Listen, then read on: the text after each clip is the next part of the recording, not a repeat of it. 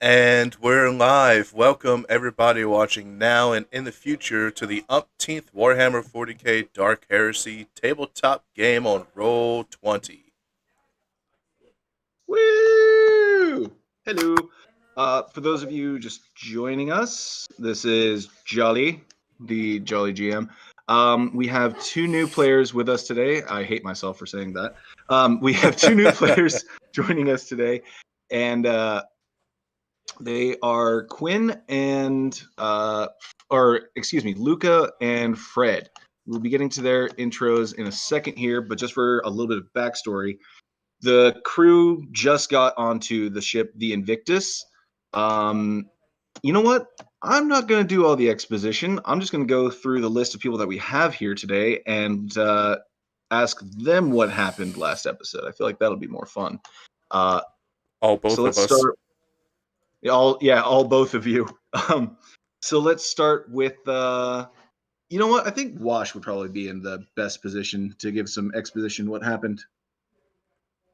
Okay, so what happened last time was we finally got off the planet Vrax and Finally. took the shuttle. Yes, finally took the shuttle to the ship Invictus. And upon realizing it, that my character's father used to run this ship. Well, apparently he does not run that ship anymore. And on top of that, we all reached 100. Was it 100,000 guild in debt to Correct. just get on this ship? So. And we are eating, what was it called? Corpse starch. Human.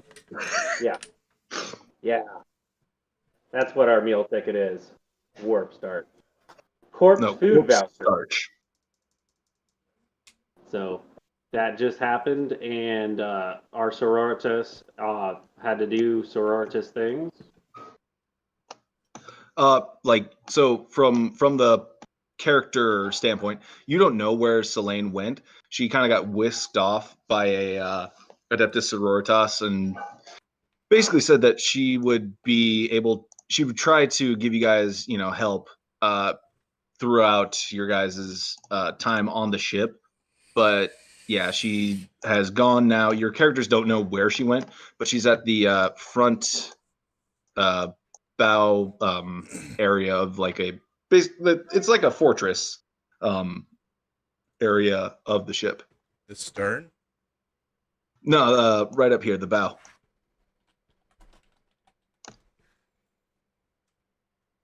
Pinging it. But yeah. So this right now we are taking off directly after the events that happened to the party. So now I'm going to actually take it away from the party proper, and I'm going to introduce us to a interesting character by the name of Luca, who has just shown up to their shift at the shuttle bay security shack or whatever department, and they receive a priority request from the chief of security, Daryl O'Fine. So, Luca, if you wouldn't mind telling us a bit about your character. Sure. So Luca is very much a military person. They were raised amongst ships, amongst military, basically their entire life, and it shows very clearly. They walk around with purpose almost all the time. They don't tend to kind of let themselves loose. Always a little hoity-toity, which can get on the nerves of some people, but higher ups tend to appreciate it a little bit more. They keep their appearance very organized and at least as clean as it's possible to be. Working around machines and all of that tends to leave some stains, but there's a certain level of cleanliness that you can still manage regardless of everything. They wear a very nice long coat, gloves at almost all times. It's pretty much just their face that remains uncovered at any point in time.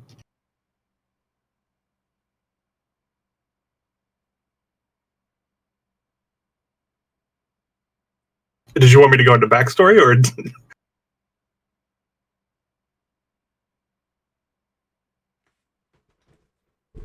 Jolly?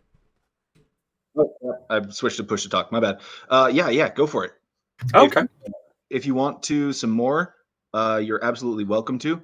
If not, you can just say that you're done. We can continue on in the game. Well, dealer's choice. I think that's a good amount for right now. I'm sure the rest of it will come through characterization later. Sweet. All right. So, at your workstation, you have that priority request from Daryl O'Fine. You also have another kind of document sent to you from one of your colleagues at your cogitator screen, and it says in like all caps, like, look at this right now. I have a lead. Do you want to check that out, or do you want to follow the directives of the security chief? I think Luca's going to be too curious not to open up the document with all caps. So they'll at least open that up first and read it, but they don't want to become too distracted and ignore the request from Daryl.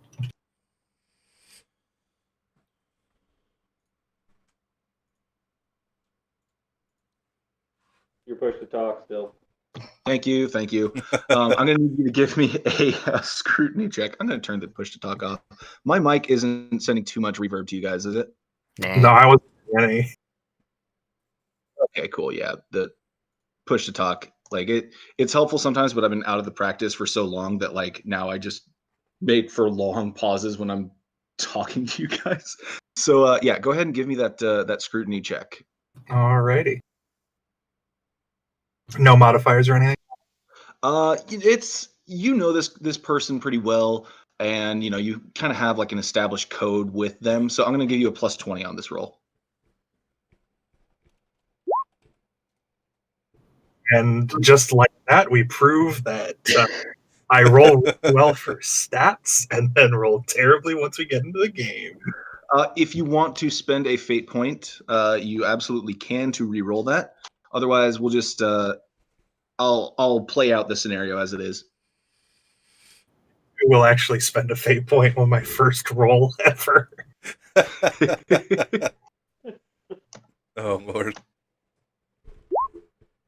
Hey, there we go. Much better. All right. So your contact has credible information that there might be a significant cult activity towards the bow area of the ship. Like this is it's like an unknown kind of cult. It's definitely bad. The person that you're talking to is talking in a kind of code, but it might actually be like heretical in nature.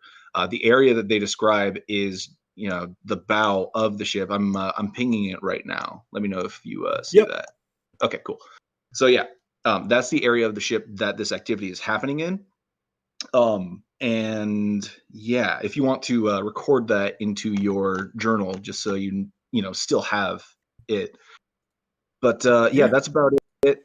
And then you get a priority, kind of like a secondary ping on your computer that is coming from Daryl O'Fine's office. In layman's terms, that basically means, hey, stop what you're doing. I need you right now. Yeah. Luca's going to, address that as quickly as possible. Okay. So sprinting down the corridor is kind of an action sort of sequence. You're just, knocking papers away from people as they're walking away. You get to Daryl O'Fine's office. And if you want to give me an awareness check just to like see what his overall disposition is, you can. If you don't, then we can just continue on with the scenario. I think we're just we're gonna pass on that. Okay. So Daryl looks at you and says, I have a priority mission for you that is, I'm putting through the paperwork right now for you to get cleared from all of your other assignments. You are not going to be troubled during this time. I have a tier 1 asset for you to guide, like maintain their security of. And tier 1 is on the level of like family, like ruling family and inner circle officer crew members on this ship. So this is the highest priority that there is on this ship for missions to have. Alrighty. So yeah, pretty much there's 3 of them currently sitting in the waiting shuttle bay, and we need them to survive. The tier 1 asset is, and I only tell you this because you are one of the people that I trust most on this ship, is actually GM note. Wash, are we settled, like final for good and all, what your character's real name is? Yes. Okay. It is. Okay. The person that you are going to be responsible for their security is Alan Tudyk. And Alan Tudyk, so Alan of House Tudyk is actually, the Tudyk family runs this ship. Like, they are the rogue trader family in charge of this whole light cruiser. So you recognize the name just automatically off the bat, if not the face. Yep, I definitely do recognize the name. Someone else got it. Yes. Oh, hey, Hetheos, how's it going? So we have Hetheos watching in the game as well. So you get your orders, and they're pretty much, he doesn't write you down any like physical copy of your orders. These are all verbal. So your sketch sensors are a little bit off. But just basic security job for one of the ruling members of this ship. So he takes you. Do you have any questions regarding this assignment at all? Because I need to hear them right now. How much threat to security should I assume there is? With regards to Alan, or from security to Alan? Specifically to Alan. Is there any specific threats that we have been made aware of? Is there anything that I should have a heads up on before trying my best to protect him? Well, that. So I'm going to do a little bit of exposition dump right here. Since the former captain of the ship's son has taken over, everything has gone to hell in a handbasket on this ship. It's just, life has gone down so far from where it was when the old captain was ruling, basically, and you get the sense that that Daryl is wanting to kind of change things for the better again. So kind of playing connect the dots. You can understand that his character, that this guy that you're being put in charge of their security for, is a high priority target for anybody that doesn't want the rule of the current regime to change, kind of deal. You know what I mean? So pretty much he spells it out, like, if anybody at all on this ship threatens this person, you are to terminate them, and I will do my best to do damage control on the back end of that. Understood, sir. Cool. If there's no further questions, let me introduce you to your principal. Absolutely, by all means. Cool. So he takes you to a room. There are 3 individuals sitting there looking kind of bored. So we're going to go back to the point of view of the old party now. Lox, Sonny, and Wash see this individual walk into the room. Daryl Fine kind of explains, like, he's directly addressing Alan at this point. Says, Alan, this is Luca. They are going to be your security personnel in charge of keeping you safe while we're on here. Follow their directions. Anything that is going to try to keep you alive. Like, I understand that you are the ruling party member, or one of the ruling family members, but Luca knows what they're doing, and you need to follow what they say when they, tell you this is a bad idea, kind of deal. You know what I mean? Understood. All right, cool. And then, Mox and Shawnee, this is a high security person. Please listen to anything they tell you. I mean, do whatever you cog boys do. He kind of just like awkwardly looks around and says, all right, don't get into too much trouble. I'm going back to my office. Stay safe. He just like shakes his hands as he, looks at you guys and then turns back around to go. But yeah.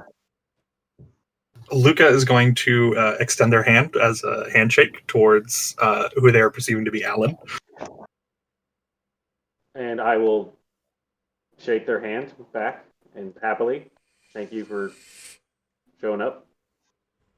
It's certainly a pleasure to meet you. I look forward to hopefully keeping your neck off the chopping block. That would be duly appreciated. I figured you would. I've not been on the ship for quite some time, so we will find out what has changed. It's definitely not been pleasant. I can tell you that. But I would keep that between us. I can tell from the corpse food voucher I have. All right, cool. So the first priority would be to get you guys to your crew quarters. The way to do that, there's going to be two ways. There's the primary causeway and the ancillary causeways. The ancillary causeways are for common crew foot traffic kind of deal, so they're free to proceed up and down. But because of the sheer mass of people that are using these causeways, it's going to take a little bit longer to get to where you're going. The primary causeway is way fast, like auto tram kind of deal, but this is also high priority. So for anything that's not like directly ordered from the officers to go up and down this freight line, you need to pay for the privilege of using it. That's going to be 50 geld per person for a trip on the primary causeway. We ain't got no money.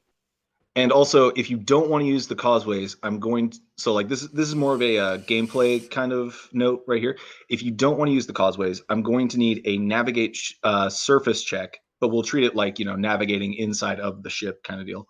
I'm going to need a navigate surface check to see if you can how long it takes for you to get to your location. 5 degrees of failure or more, you're completely fucking lost, and you go the wrong way, and I get to put you in a random place on the ship. Oh no, I could operate, not navigate. Did I say operate? No, you said navigate. Oh yeah. It'll be a navigate test. May your intelligence be with you. God help me. All right. So, which route would you guys like to choose to take? I mean, I pretty much know the answer. Yeah, I think Watch knows exactly where we need to go. I got lucky for once. Yeah. Holy crap. All right. So with that, you can choose to stay out of the ancillary causeways and just like navigate, throughout, like going through the gunnery sections and all that kind of stuff. That would be awesome. Cool. That is all right. Cool. So I'm going to do a roll real quick. Oh God. No, what happened? Crap. How to interpret this? Up a creek without a paddle?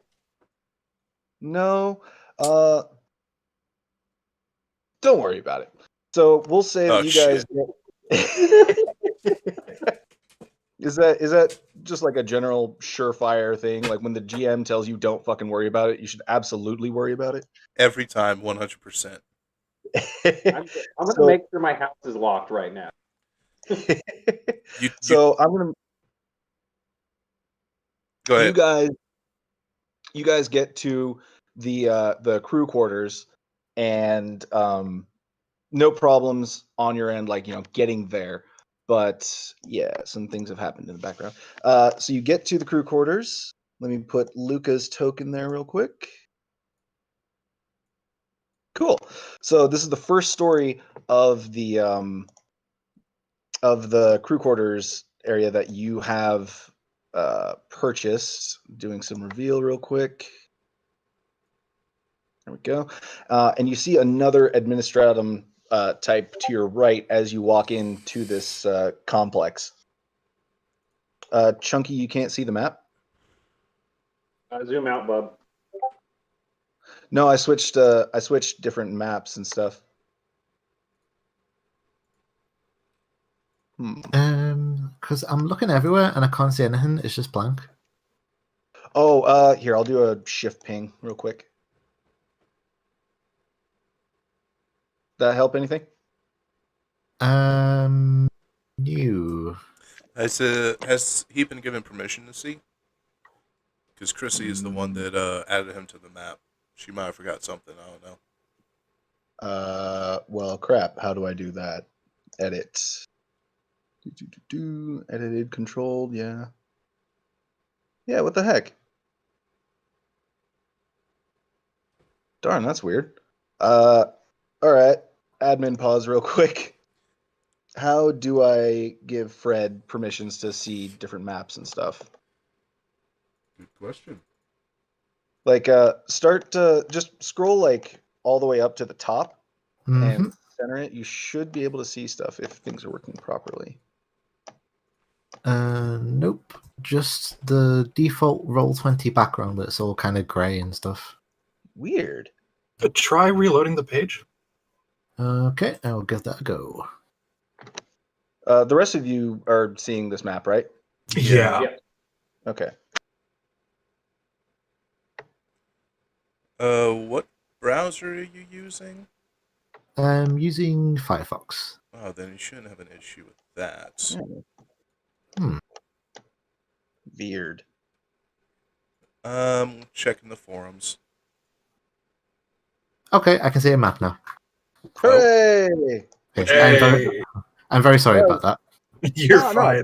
You're good. This entire game is a carnival of technical difficulties, so no worries. All right. So we're going to actually switch from the perspective of the party to Fred's perspective. Let me get something going on real quick. You know what? I'll save this room. Why not? Move your token there and do some revealing for you. Afternoon Maps. Heathios, is that a company? All right. So, Fred, I need you to scroll all the way down. Okay. I see it. Cool. So, we're going to adjust the artwork on this to reflect what your room looks like, or we'll give you GM permissions to do it in the future. I got all the way up to this point and thought, oh, shit, I don't know. I don't have a crew location, so this was really last minute. That's my bad as a GM. I should have prepared that, but I made a bunch of other notes. But yeah, this is your room that you're currently in.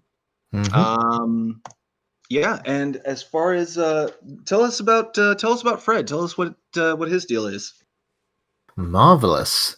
So, today I will be inhabiting the role of Fred, the Space Caveman. Or to more accurately put it, Fred the Ogren Imperial Guardsman. Fred is from a very cold and somewhat backwards planet called Glacier Free. And as was his backstory that I can go into later, everyone on Glacier Free who's a human is an Ogren.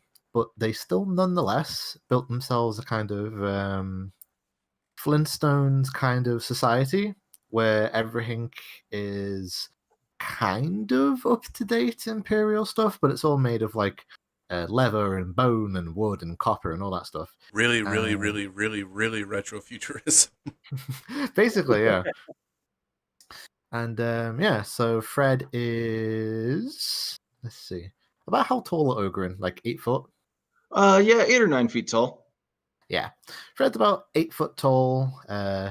He's basically either covered in scar tissue or hair, and he is wearing a guardsman uniform, but the kind of guardsman uniform that you'd expect to be made out of cardboard and crayons if it was on like a normal Imperial child, but on him, it's made out of metal. It is apparently just as effective as regular armor, even though it covers a rather small amount of him because he is a large man. And yeah, his room has been refitted by him to match as close as possible his old cave. So on one wall there are some cave paintings. On another wall there's some hung up hunting trophies and his favorite spear. And on the shelf by his bed is his father's skull, which he likes to take with him wherever he goes. And just a side note, real quick, sorry to interrupt you. We are going to revise this room so Fred doesn't have like an admiral's amount of space in his room. So again, my bad. Keep going if you want, Fred. That's okay. I just like to imagine in between like getting his actual room ready, they just stuffed him in the closest available door, and it just happened to be like the Admiral's quarters.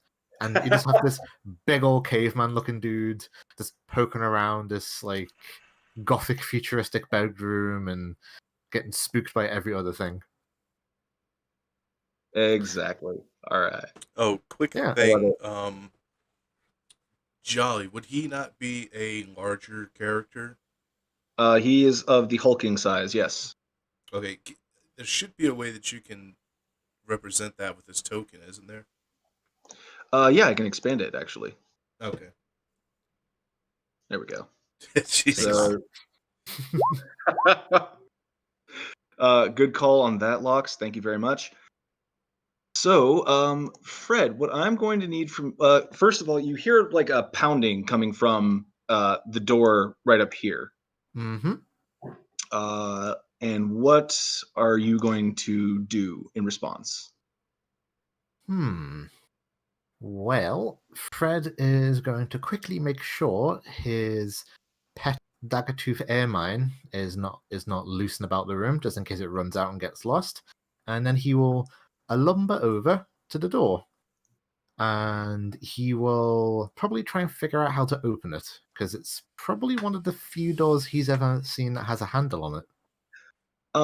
There's like a weird. It almost looks like a fruit connected with a weird stem coming out from the right side of this weird wall, and it looks really, really dainty. Like you could easily crush this thing if you wanted to. So I'm actually going to need you to give me a straight up strength test to see how well you navigate opening this door.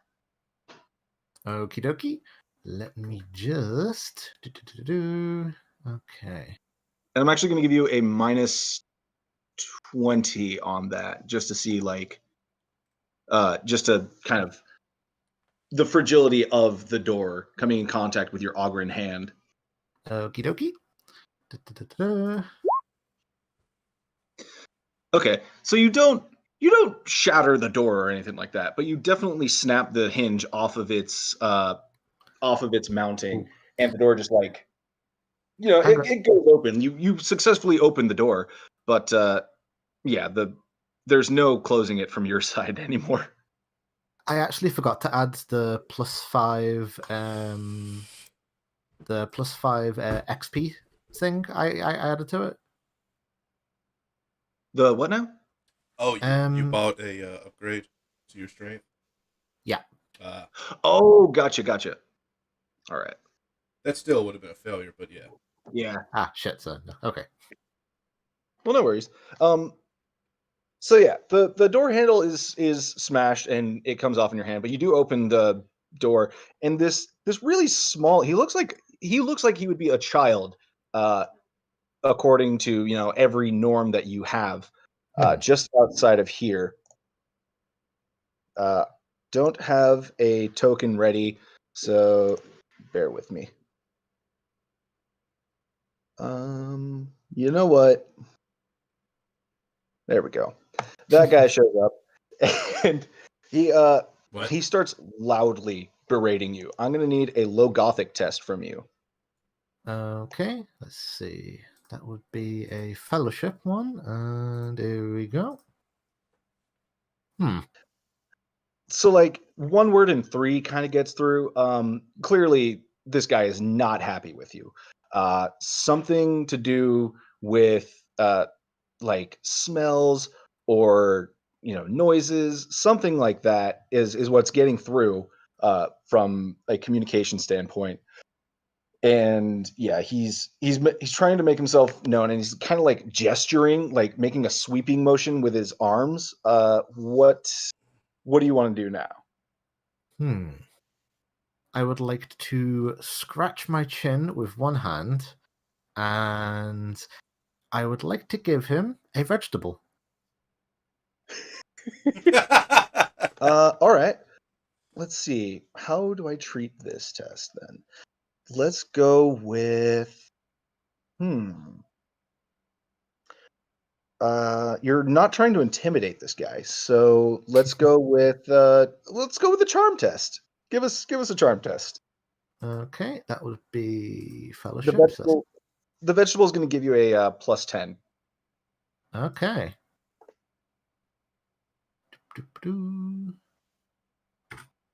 Whoops. The guy looks at you, and okay, so speaking from his perspective, he's been surviving on corpse starch for so long that like fresh fruit from anywhere, alien or his home planet, whatever, is a godsend. He just like kind of smiles and like makes happier noises at you, but still like kind of does the whole like waving motion a little bit and kind of throws his hands up in the air, and he's trying to convey a sense of stop doing what you're doing. It's so hard to get across from you to him. Like this guy speaks a completely different dialect of Low Gothic that neither of you would ever have any reason to interact with the other. But yeah, let's see. As that conversation has been happening, the party members right here have been interacting with the administratum. We're actually going to center back, or oh crap, I moved the map. Oh no. There we go. We're good. The party is actually going to get centered back to where their characters are, and they're interacting with the administratum guy that's up at the counter there. And he asks for the regular paperwork. Oh my goodness, I moved the map again. Okay, I think we're good. So ask for the regular paperwork, and the chit for your crew quarters room reflects a 8-person room. The guy kind of rolls his eyes and says, when are they going to get this fixed? You actually have a 10-person bunk room right now. Same cost, everything. They just haven't updated the paperwork or anything. Kind of just, yeah, whatever. But yeah, you're going to be upstairs, and once you get upstairs, it's going to be a right through the main doors, and then another right into your actual room. Beware, there is an abhuman on your level. We don't know. We've been trying to get him to come out of his room and stop the ceaseless. I don't know what kind of machine he has in there. And this guy is clearly frustrated with this Ogren that's living up there. But yeah, so what do you guys want to explore a bit around this area, or would you like to just head straight through your room?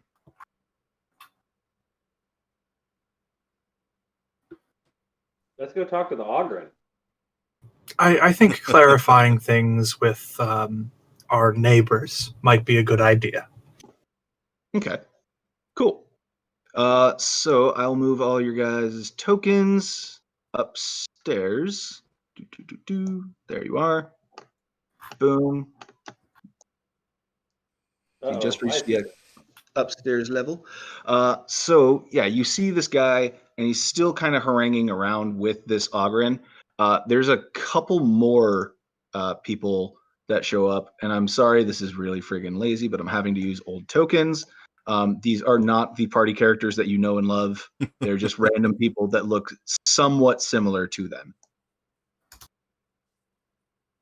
And so now you guys understand what's going on clearly. Like, they're speaking Low Gothic. It's a weird version of Low Gothic, but whatever.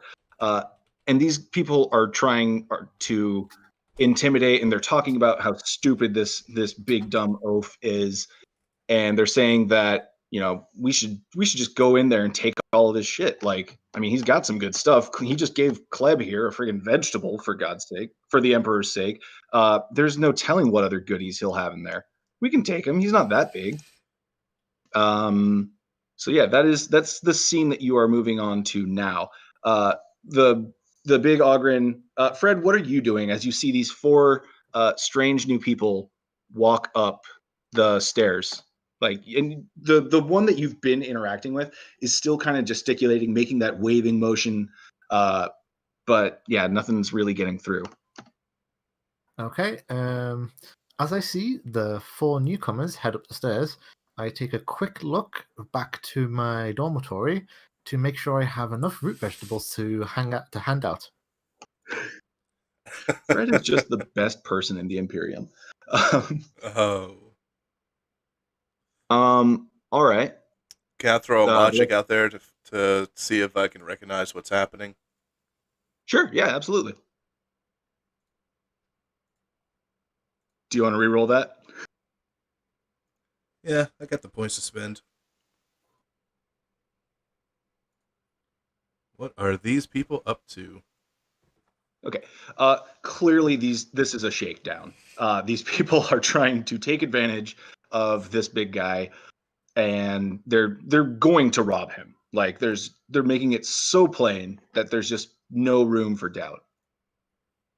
All right. Let me do something real quick. Okay. I have a plan. Lux is going to approach the group from behind them, and he's going to toss a handful of stub rounds at the ground between them to get their attention. You have it. They've taken notice. Let's see. This one over here, and the three in the three behind the one that's still trying to, like, you know, gesticulate with this big Ogren, have taken notice of you. Like, you know, who the hell is this guy? Lux is going to tell them, there's many more of those if you don't leave immediately. Okay, I'm going to need an intimidate check out of you. Can I get a modifier for showing some wit? You know what? Yeah, I'll give you a +10 to that. Excellent. Or let's make that a +20. Yeah. Excellent. Since I'm not trained, I'm going to add a fate point to that. Okay. So overall rolling a +10. Nice. Excellent. So let's see. What are they going to do? They kind of look at each other. They look at you and the other two. Like, okay, you guys, the Wash, Sonny, and you, like, look beat to hell as far, well, your clothing and stuff does, because, you know, you've been on the planet Vrax, which has, you know, caustic chemicals all throughout the atmosphere and stuff. And yeah, you don't look like you're fucking around at this point. One of them, this one actually, the former Genevieve, goes over to the one that's kind of gesticulating, gets his attention, and so now he is looking at you. This guy is definitely the leader of the group, and he's looking back towards you all like, well, what are you going to do about it? Like, you now have their full attention, and the Ogren is just what's Fred making out of all this? Pretty much you've understood none of the conversation that's happening right now. Well, Fred might be imagining that all these people are getting together to eat their vegetables in some kind of communal area. So he's scooping up as many potatoes as he can to follow them. So you were going to just like kind of sorry for moving your token crap. Are you going to move like anywhere closer to these people? Yep, I will move a step forward, holding many root vegetables within my barely arms. This is such a bizarre tableau that, like, in the background. So this is actually like a pretty bustling area. There's people coming and going from different doors and stuff over here and over here. People coming back from the bathroom. There's kind of a crowd that is now watching all of this as like this bounty of root vegetable holding giant is showing off in front of 4 very well known grifters. And yeah, so so they have your attention. I'm going to make one of them do an intimidate check on you, Lux. Come on, bad rolls. Let's see this GM do it again.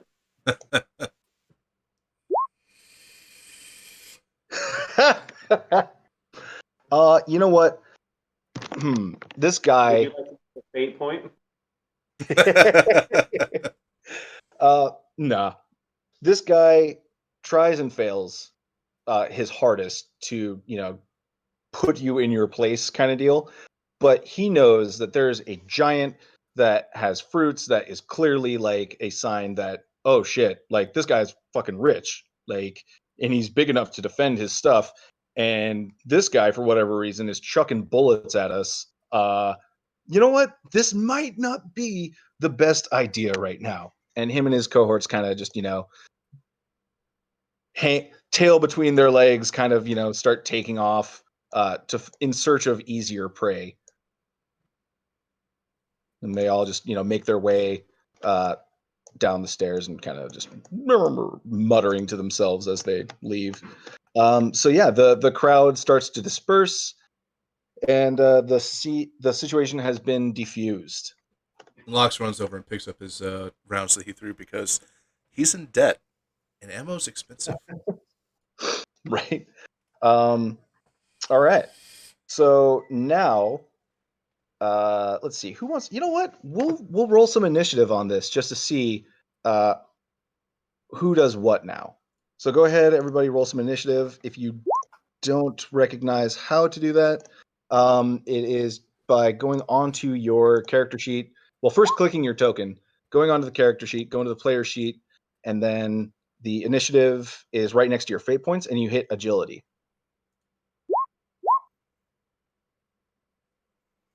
Fate points being just on your characteristic menu on your player sheet. Dang. Cool. Luca, it is your turn first. Yeah, you have the floor. What would you like to do? I think right now, Luca's kind of taking a step back. Like they didn't really say anything while the whole situation was going on because they wanted this kind of keep a level head. And I think that's what they're going to continue to do for right now. Definitely nervous around the giant man, but would rather side with somebody who's not trying to grift crew members. So they're a little amicable at the very least, but not saying anything so far. Okay, cool. Wash, what would you like to do? I would like to take. I don't perceive him as a threat. I take it since he's trying to hand out really rare vegetables. Yeah. No need for a roll on that one. Yeah. So I'm gonna walk up to him and hand him a bag of recaf, like trade him a potato for recaf. It's that Okay. cigarettes, and I'm not giving a giant cigarette. Okay. we'll get to the results of that actually on. You know what? Screw it. Since it's an interaction involving another player, Fred, what would you like? So you see this tiny person handing you a bag of some brown powder. What would you like to do? Let's see. I imagine Fred would understand the concept of barter, as if one person's holding out an item and then holding out their other hand to exchange something. Oh, absolutely. Yeah. So I would like to exchange 1 potato for 1 bag of this unusual smelling dirt. Perfect. Love it. All right. So we can do a commerce check if you guys want to try to haggle or something like that. If you just want to go for the 1-for-1 trade, you're more than welcome to. Yeah, I'm down. Okay, so I'm gonna need opposed commerce checks from both of you guys. Okay. Oh no! And I'm remote trader, by the way. Can I use a fate point just on principle? Yeah, you can use a fate point if you want. I don't think it'll matter because it's based off intelligence. Oof. Oh no! We're just gonna do the commerce check there, Fred. So influence. Oh crap! I didn't tell you about influence. We're not using influence in its traditional role since we're not members of the Inquisition.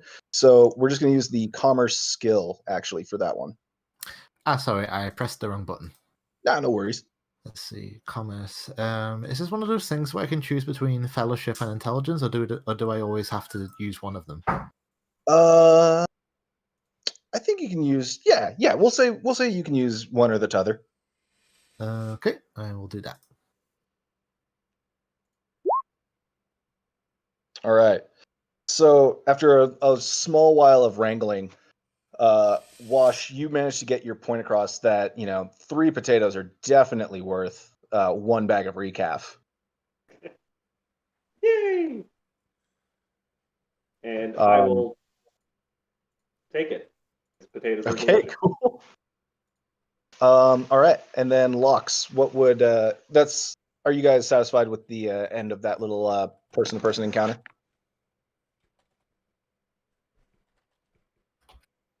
I'm good. Cool. Fred, you're good with that? Yep. Cool. Oh god. Potatoes. This dirt tastes foul. It's really, really bad dirt. Like you could never grow something in this. It's grainy. It's got a strange, burnt kind of taste to it. But we'll see in a minute here how that continues to affect Frederick. I'm assuming you just took the entire bag and just poured it into your mouth and then started just munching on it, right? Oh, certainly. I mean, dirt that smells that good should taste good, right? All right, Lux, you see this bizarre tableau unfold. What would you like to do? All right, so this is our cabin, right? No, that is not your cabin. That's just a. Okay. Yeah. We're in the hallway. All right. Lox is just gonna keep looking at his writ for his cabin and try to find that. He's very much disillusioned with what's going on and just wants to stow his gear, and maybe get some rest after the time they've had on the desert planet. Understandable. Yeah. So your cabin. Do you remember what the directions to your cabin were? Did you say directions? I did. Of course I did. I record everything, remember? Which means that Lox knows the directions are to the right of the stupid friggin' reveal. There we go. To the right of the stairway into here, and then now does that doesn't give you an eidetic memory, does it? I could call back. I'll have to read into that. But yeah, you guys have this cabin right over here. he's just gonna go in there and pick a bed. Are these taken up at all? Are we sharing cabin space?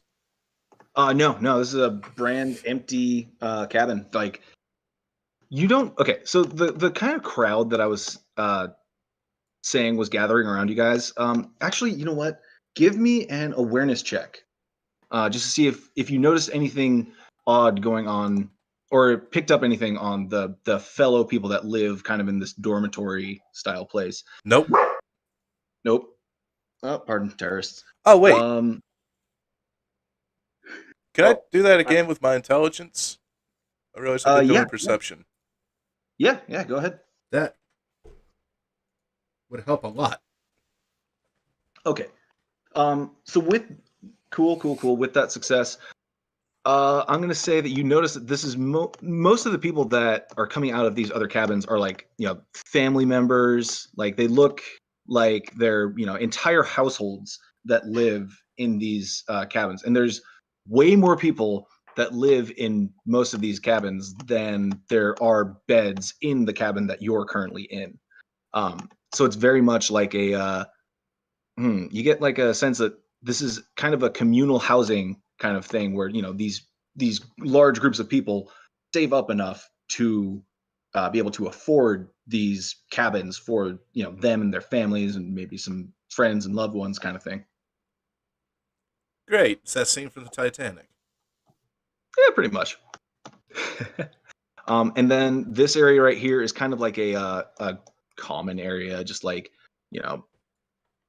benches and other tables and like storage lockers and that kind of stuff in the common area. All of them are, they have locks on them and shit like that. Hey, could you ping us to the room, please? It's to your left. I know my computer's being it. So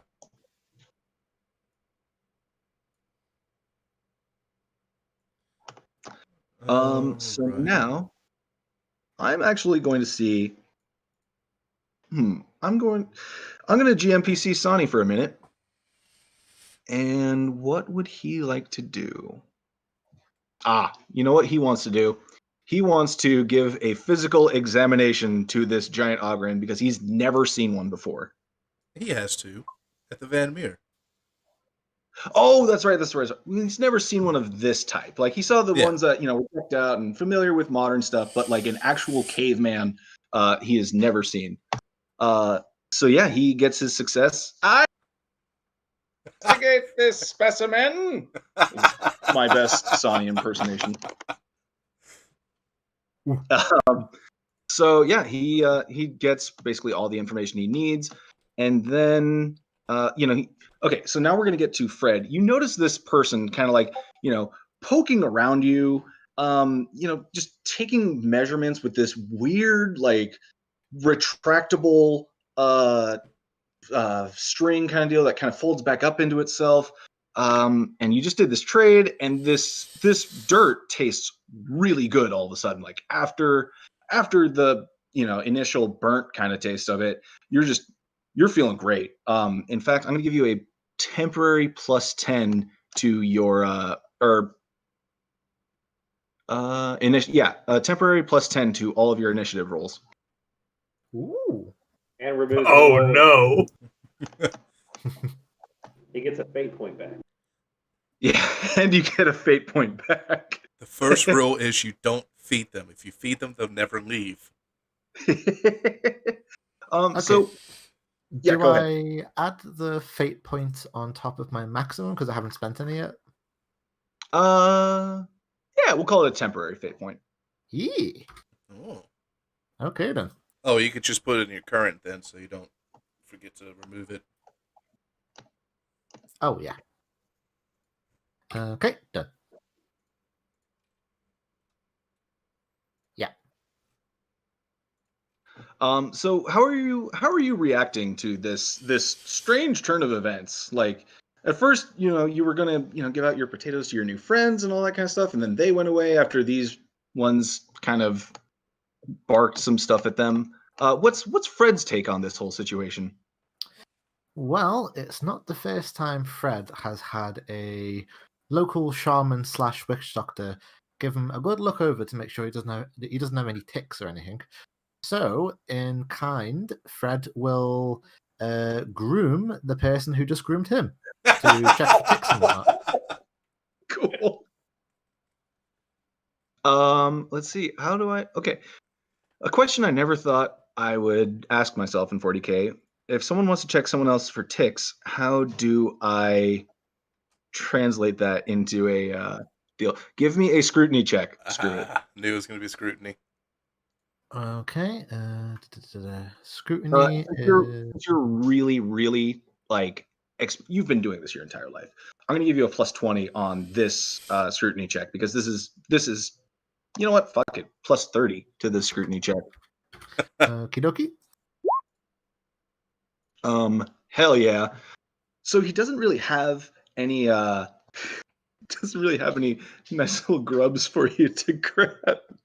But he's definitely got a few, little bits of things that look like, dried flesh or something like that. The shower situation on Vrax wasn't the greatest. It was more like a chem bath kind of deal. So you pick off little bits and pieces that are stuck to him. I'm going to do it.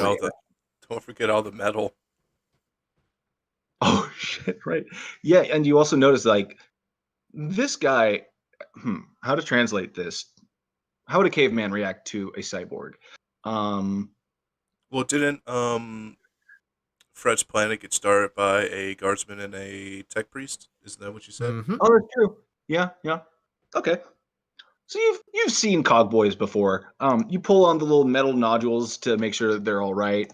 I'm gonna do a fellowship test with Sani and give that fellowship test a -10 because this is beyond the pale fucking weird for him.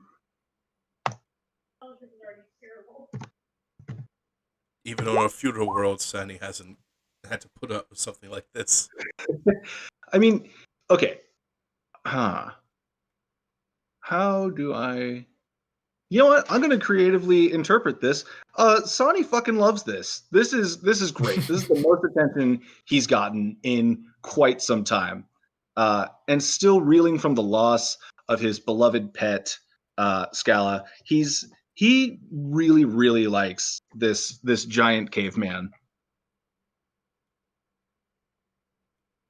So yeah, that takes care of that. Luca, you see this happening. Your principal is bartering potatoes for coffee with this giant Ogren. What are your thoughts? Well, his things are his own, and he is able to barter whatever he so chooses in exchange for the rare opportunity to eat a potato. And that is his right as a human being. What is this? The Soviet Union? Apparently. So I think Luca is going to vocalize a little bit of concern. We should keep moving. We should set down our gear and get everything set up. I don't want to run into more issues where there's one bag of ruffians. There's usually more. Okay. Suggesting to the party that you all get to the bunk bay kind of deal. Yeah. Okay, awesome.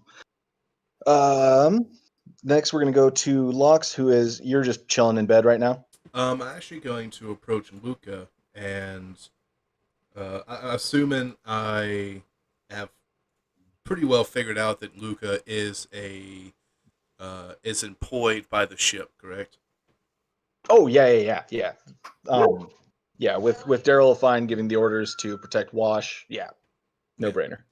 Lox is going to approach Luca and ask for two things. One, access to a map of the ship to get his bearings, and he's going to produce the Admiral's writ for access to the deep space broadcast communicator. Okay. Luca, with security, first and utmost in your mind, how would you like to proceed on this? So there is an actual authentic. I would like to check if the Admiral's writ is completely authentic. Would that be scrutiny? Yep, totally. Yep. Okay. And it's signed with Admiral of the Vanmere Spaceport, not Ship Admiral. Gotcha. Yeah, this was produced in I'm gonna goodwill. say you can use either. We'll make this a perception scrutiny test.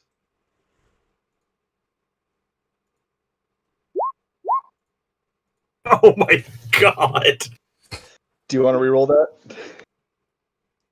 I don't know if I want to like keep spending all of my fate points every time I need to make a roll. Yeah, we're gonna go ahead and reroll that one.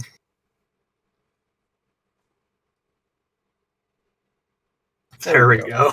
With that first roll, I could have handed you a coffee coaster and got away with it.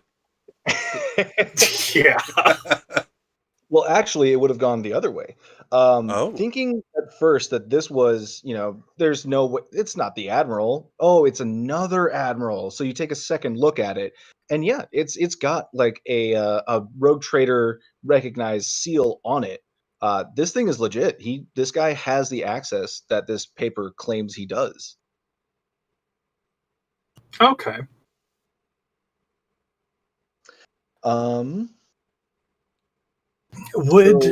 Because I guess like I do have let me check my gear here for a second. I think I have a data slate. So would I be able to give him a map? Because I would imagine Luca mostly just relies on their own memory as far as the ship's map goes. More or less, yeah. Yeah, if I can interact with the data slate, I could just download the map file. Yeah. Basically, Vox is a walking Tandy 1000. Perfect. Then at the very minimum, at least because of the seal and everything, Luca will give access to their version of the ship's map. Okay. I will need to check about the deep space broadcast thing. That might be a little bit outside of my wheelhouse, as it were. But I will, at the very minimum, look into it for you, if that's agreeable. Yeah, as long as I can get access to the communicator. Absolutely. It's at the minimum, I can put you in touch with the person who can grant you that. Excellent. And you handed over the data slate? Yeah, like that. As long as that's okay by GM, then that'll be kind of how I can... Yeah, so Lox is just going to like plug into it with his own little 24-pin cable and download the map file that's presented on the data slate. Cool. Give me 1 second. Of course, handing the tablet back to you. I have no use for it beyond that. I appreciate that I get to keep my own gear. All right. So, Lox, I just sent you a picture. So you have a full view of the ship. Excellent.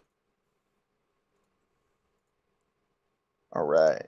So next, I'm going to call that Lox and Luca's interaction there. Sounds good. So let's see here. Wash. Now that how would you like to proceed? I would like to go up to my two fellows, blah blah blah blah blah. Lox and I'm horrible with names. Luca, and do the same thing with getting the map from them because I have my own data slate. Okay, I see where this is going. Give me 1 sec.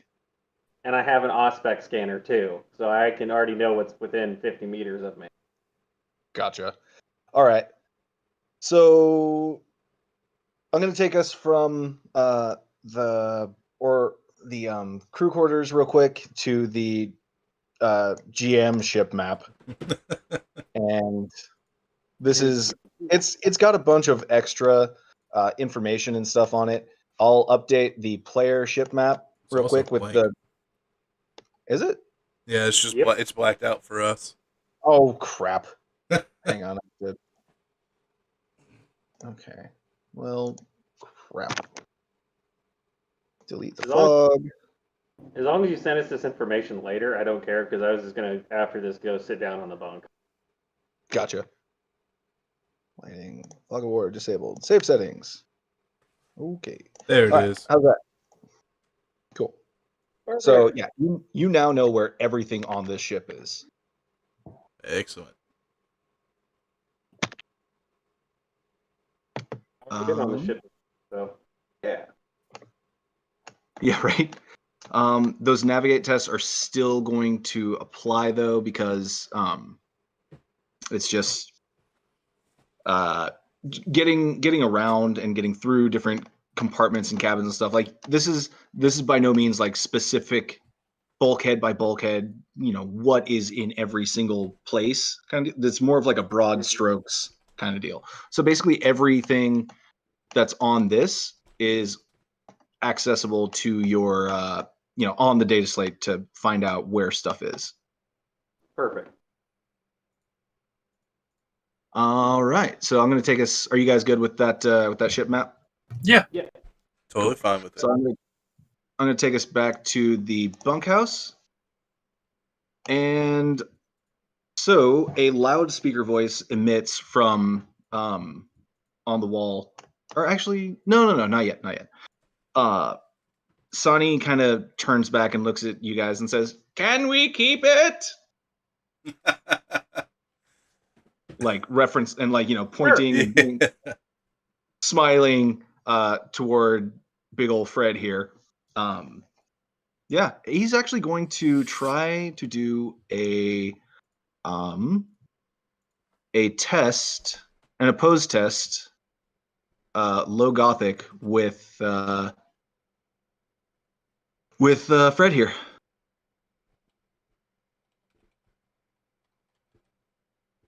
Oh no. Nice. Okay. Okay. Do I roll against this? Yeah, please. Okay. Let's see. Low gothic. Huzzah! So I'm going to interpret this as, he's trying to flick through different dialects of Gothic that he knows, him having grown up on, or not grown up, but spent a lot of time on a feudal world. He doesn't, he knows a few different dialects, and he tries to like switch through one and another and another. And Fred, you are, just kind of, you're speaking as if you would speak to a child, using the most basic words that you can, and something gets through, and you guys start, forming a kind of freehand. So what this basically does is now, anytime Sonny wants to talk with Fred, there's no need for the low Gothic thing. But anytime, like from a mechanical standpoint, anytime Fred wants to try to convey something with anyone else from the rest of the party, he's going to have to do a low Gothic test, as is the other person, to understand what the hell he's trying to say.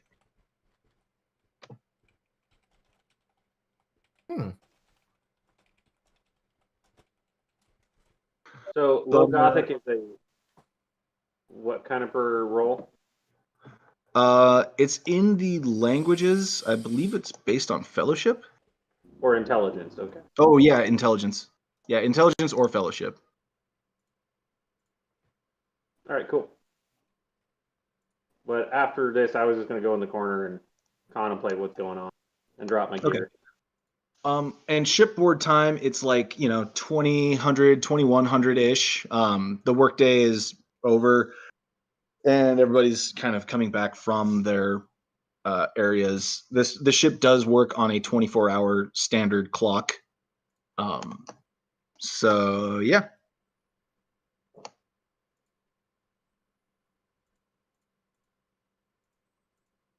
Let's see here. Sorry for that bit of a pause. Let's see. Sorry, dealing with terrorists and whatnot. You guys, I'm getting the sense that you guys all want to just go to bed and call it a day, because you have been up since you left Vrax. Sounds good for the bones. Cool.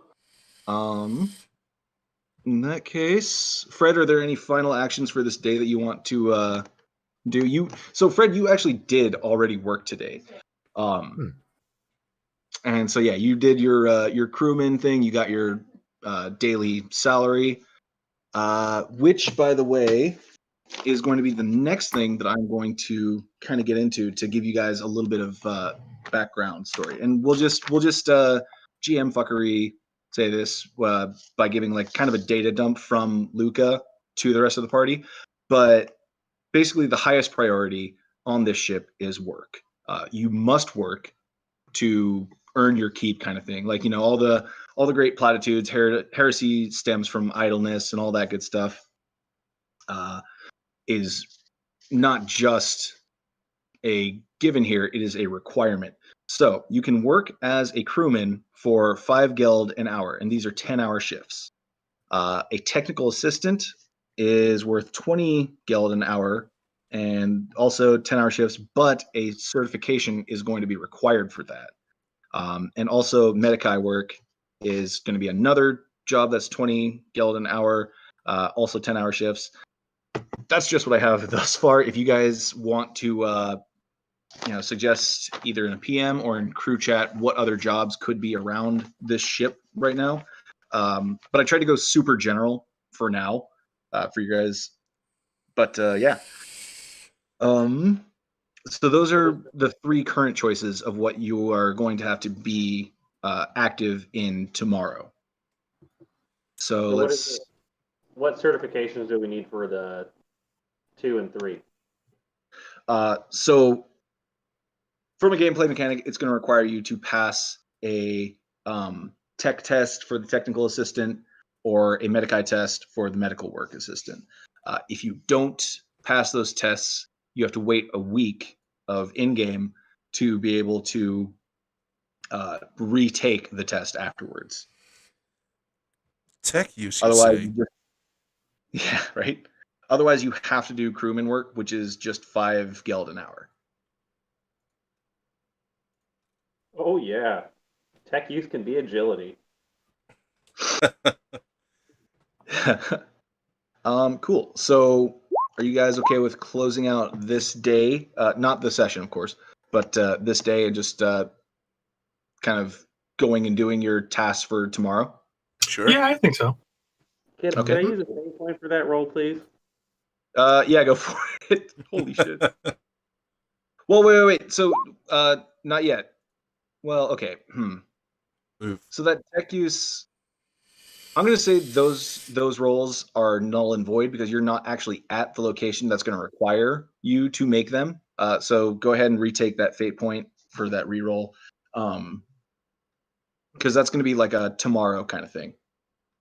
Like when you show up to wherever it is that you're trying out for. Okay. Yay! And this is on a individual basis. If you guys want to try to do like a sleight of hand test to help out your buddy on like the test, it's think of it like a like an SAT for, you know, if you can do this ship work kind of deal. Fred, I don't know why you're not using the big bed, man. A fair point. So yeah, we'll just go ahead and fast forward you to tomorrow morning. You get your corpse starch ration. It's not delivered, but it's made available, and you kind of have to turn in the coupon for it at this area. Give me a sec. Potatoes. Hash browns, baby. Hash brown. Soylent hash brown. Soylent brown. It's made of people. But not the part that you thought it was. So I'm going to need everybody to tell me what they would like to do for today. We'll go in turn order. So Luca, you kind of have a weird sort of limbo status because you are, you know, a security personnel, but you're also, you've been charged with following and sticking on your principle, like a tick, basically. So, I guess you can wait to decide until Wash decides, and then just go from there. Yeah, Okay. I think because I figured my intent was to kind of be around Wash at a respectable distance. Yeah. Like not, hi, I'm your new mom. I'm going to be constantly watching over you at all times. Right. And like, regardless of if he chooses like to do some techie stuff, I imagine I'm going to be doing whatever security stuff and then helping out with whatever tech oriented stuff he's also doing if he's going to focus on that. Okay. So, my question is, how are you you're going to try to maintain, you're going to have to try to maintain a low profile when following Wash around the station, is basically it. Okay. All right. So in that case, we'll just go to Lux. Lux, what would you like to go out for? First of all, I'm going to take that writ and bring it to the appropriate person to get to the communicator. Okay. I need you to give me let's see here, looking at different abilities. I'm going to say you can treat this like either a command, an inquiry, or a logic test. To try to, because just because you have the writ, you know what? Yeah, go ahead and give me whatever skill test you want to try to do to get access to the deep space communicator. All right. Oh, yes. Oh, hell yeah. Perfect. So just because you have, what I was going to explain was just because you have the writ does not necessarily mean that you're going to get priority for it. But the clerk that you end up talking to, who's at like a kind of like a kiosk type area near the residential building that you're in. Well, not building, crew area, whatever. Just because you have that doesn't mean that you get access to it. But the guy that's there sees that you're decked out in Mechanicus robes, all that good stuff. The writ looks legit from the Admiral. I'm not even going to make him roll. So yeah, you get access to the to a port for the deep space communicator. Now, what this is going to mean is that when they get free bandwidth, your data packet is going to go out and go off into the universe. It'll be copied and spliced onto different ships, like when they get it. And then the first time it reaches like a proper Mechanicus ship, it'll send out a kill code to those other data packets so that the one that's on the Mechanicus ship goes directly back to the Explorer fleet. Does that make sense? That makes sense. Okay. So yeah. What all are you going to send out, just out of curiosity? I'm basically going to send out a copy of everything that I've managed to record during my time on Vrax. Everything but one specific file. I think you know which one, but I'll send it to my crew chat just to be sure. Mm-hmm. I'm going to send that off with a attached message talking about the heretic Mechanicus that we found in the well, as well as the mutants in the subway and the existence of the heretical Chaos Sisters that we encountered. Okay, cool. So that all is being stored in the system right now, and it will go out at as soon as possible. Like as soon as they make. One thing, I want to use my cryptology to encrypt it. Okay. That way, only another Mechanicus would be able to decipher the information. Okay, I'm going to need a tech use test on that. Can I use my cryptology instead? Oh, sure, yeah. Gonna re-roll that. Gonna re-roll that now. And okay. In your mind, this is a very good encryption on this. But you have unfortunately left a couple of back doors in that that could be done, or that could be exploited by someone who knows what they're looking for. Okay. All right. And are you doing anything else throughout the day? Can I head over to take that certification, or what I would wait till Absolutely. next? Okay. Yeah, definitely gonna go over there. You know what? No. We'll circle back to you. Yeah. Okay. So that takes care of Locks, his first action of the day. And then Wash, what would you like to do?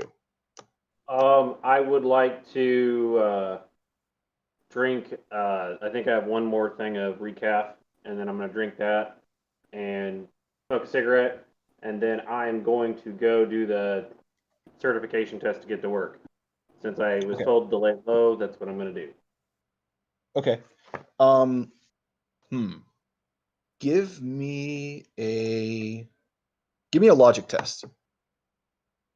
Oh gosh. Oh, intelligence? Oh, agility. You can treat logic as either agility or intelligence. That's fucking weird. All right. Whatever. Quick thinking. All right. Cool. Good. Do I need to use a fate point for that, or am I good? If you want to, you can. I am not going to say what the outcome is, good or bad. Well, I'll use one. Cool. Wow, you directly hit the target. Wow. Great All right. success.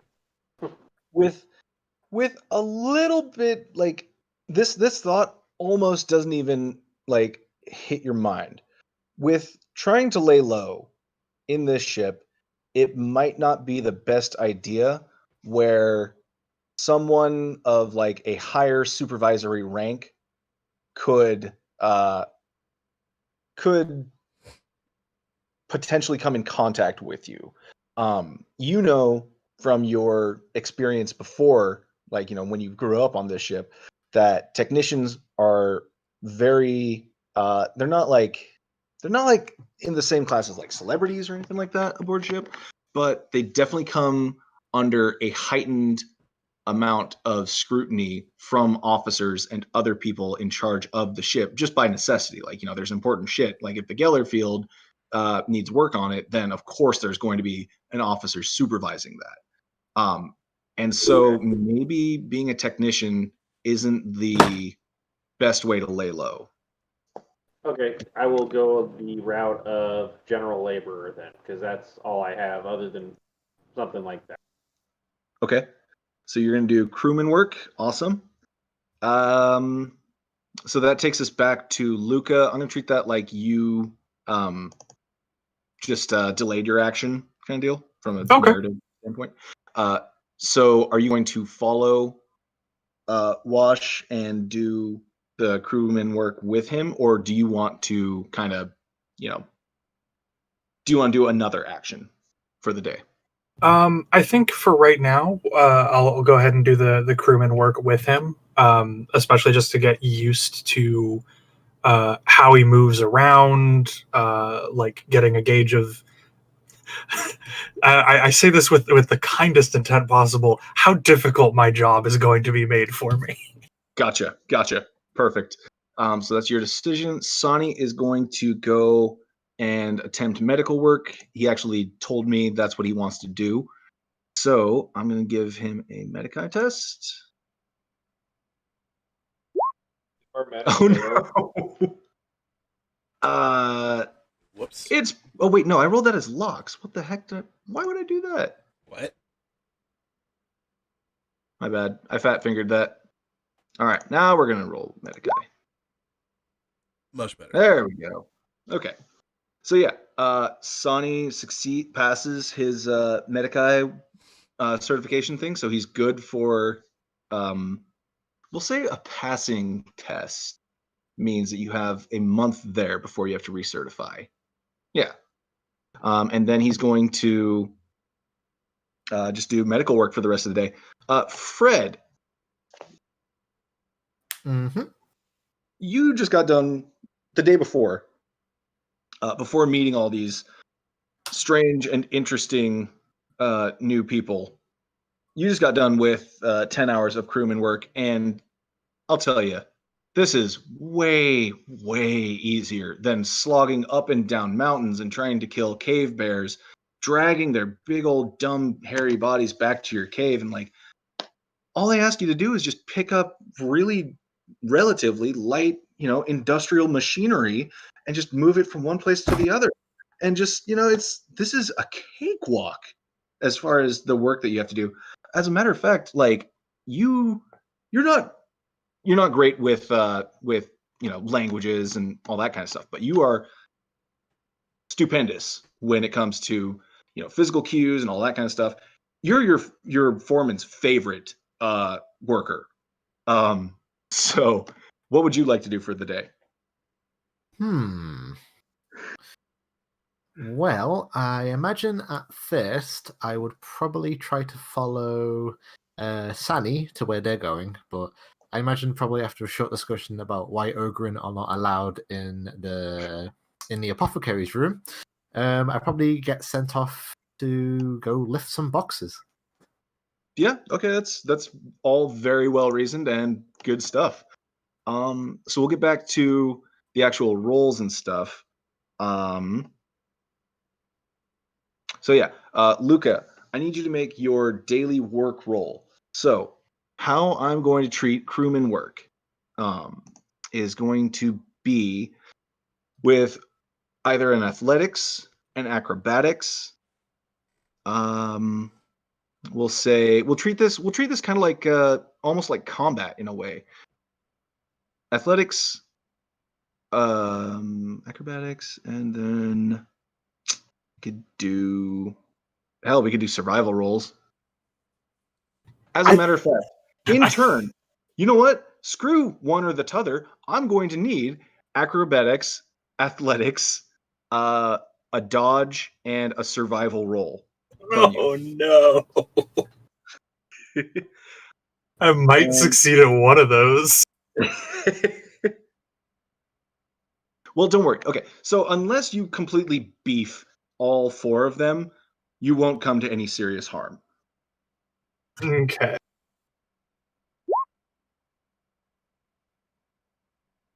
Well, there is one.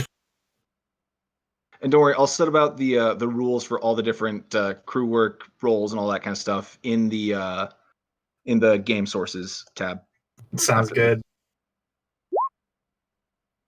Oh, hey. Hey, not one. Hell yeah. And then it was dodge and survival? Yeah.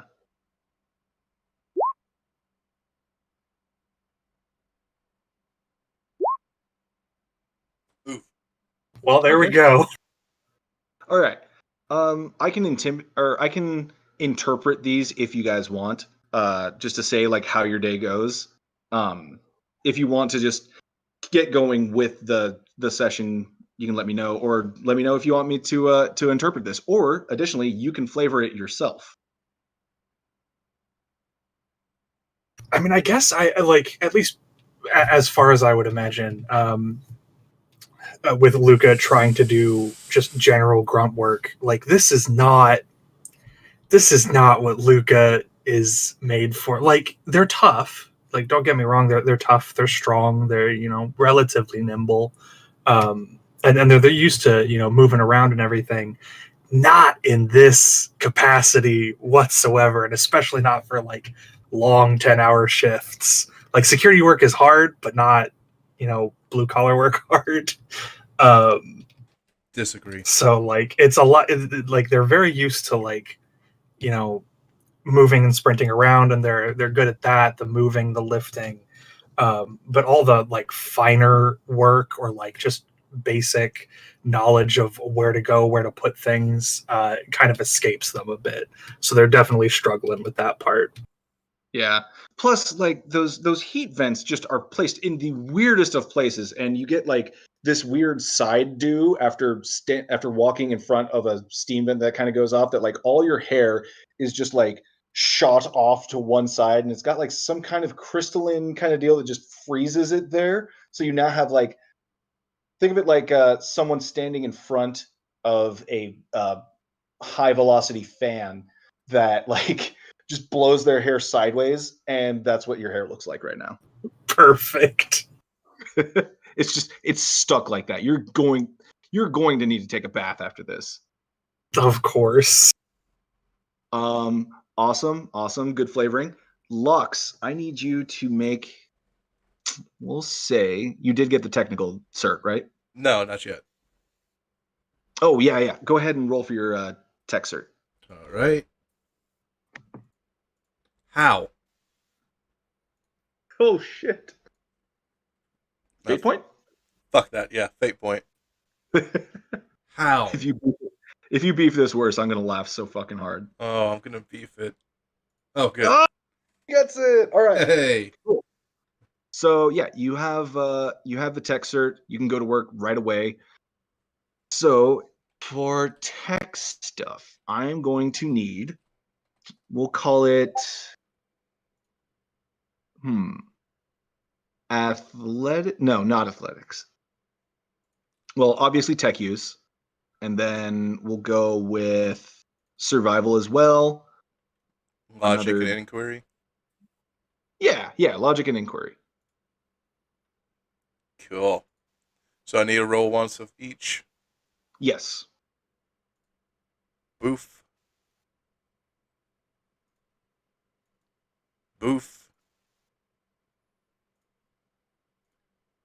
And then give me a dog of.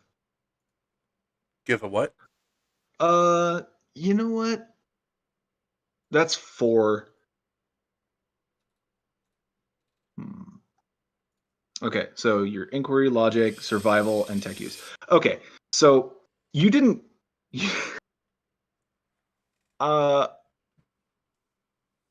Just so you have information enough to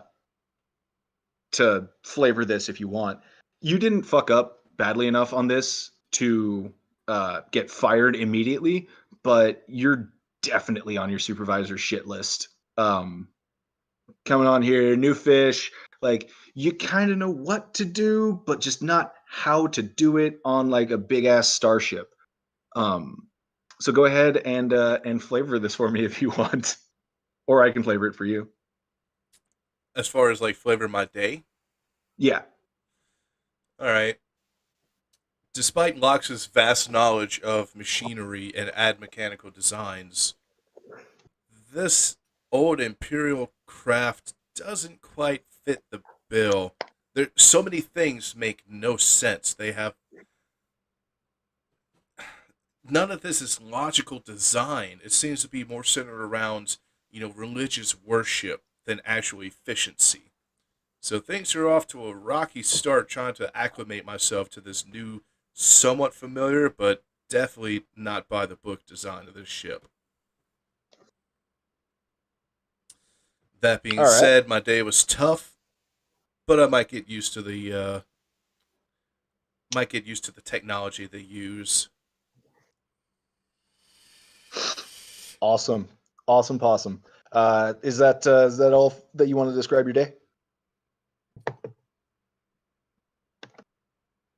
I'm actually going to take you guys back out to the, we'll say the player ship map. Definitely want to keep my eye out for someone who might have a spare combi tool. Yeah, gotcha. Okay, so that's Lox's day. Wash, go ahead and give me the same rolls that Luca just gave us. Those were acrobatics, athletics, dodge, and survival. Acrobatics, athletics, and survival, you said? And dodge. And survival. Yeah. Dodge and survival. Dodge, duck, dive. Why am I rolling so bad?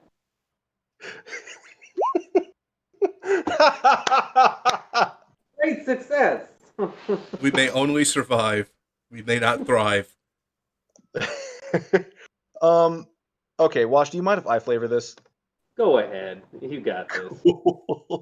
So growing up on this ship, you always thought of, the petty crewmen, like they're just, they're there. They're cranking the cranks and, pushing the knobs and doing all the little minutia that keeps this ship running.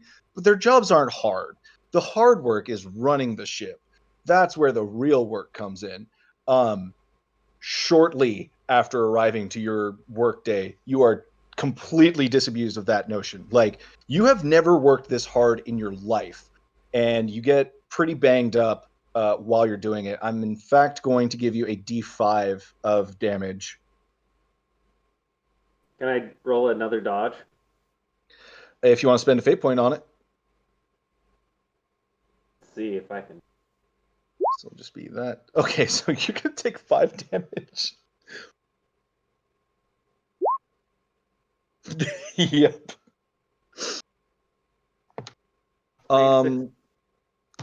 But throughout this whole, you kind of like, as you are struggling to, get this particular piece of mining equipment for whatever reason, going through a bulkhead that is in desperate need of repair, to kind of create another sub hallway onto this greater big thing. Like, the words that the bosses are telling you that you need to do this for, they kind of fly past your ear because you're just so heavily engrossed in the work. You trip, and this thing just hits you right on. Let's see, that's an 86. Yeah, hits you right in the leg, and you take 5. You take 5 points of damage from this heavy piece of equipment landing on your leg. Let's see here. But through it all, you maintain a dogged perseverance and just, cling to survival. You get through your day. Fortunately, your other crewmen there, they understand where you're coming from. Like, they see you fucking up left and right, but they understand that this is your first day on the job, and you're kind of given a couple of ribs and stuff from them, but nothing malicious or anything like that. Yeah. So, do you want to add any flavor of your own into any of that? He goes back to his bed after work and opens his bottle of Amaric or whatever it's called, and smokes a cigarette and contemplates the universe. Just having a rough fucking day. So I'm going to do Sonny's rolls now for how his day is going. Can I make a suggestion? Yeah, absolutely. Every doctor needs a good bedside manner. How about charm? That's precisely where I was going. Okay, so we'll say he's going to need to make a charm test. What else? If you're looking through this, I just need 4 stats. Charm, Medicaid, sleight of hand for the surgeries, and survival, per the usual. I don't think survival, because it is like a clinical kind of setting. How about awareness, though, for it? So awareness, charm, Medicaid, and scrutiny. What was the last one? Scrutiny. Yeah, perfect. And he doesn't have 3 of those. Or 2 of them, actually. Okay. Then he's in the same boat as the rest of us. Oh, God. This will only hurt for a few hours. Okay. So, out of necessity, I'm going to have to flavor this. This is a really weird setting. He's used to working in, like, medieval standpoints. Just to give a little bit further background on Sonny. He's used to working in, like, medieval settlements and, like, being treated as the village, like, wise man, the doctor that knows all stuff that, like, antibiotics has never even been heard of on his old stomping grounds. So he's not picking up anything that is going on with the modern medical treatments and stuff. So there's kind of a hard learning curve there. As some of you know, he's not exactly the most charming character, and manages to scare the shit out of a couple of people, a couple of children actually, with just the giant syringe as he's headed towards them, like, this will only hurt for a few hours, like you said. But when it all comes down to it, he is a very, very good physician.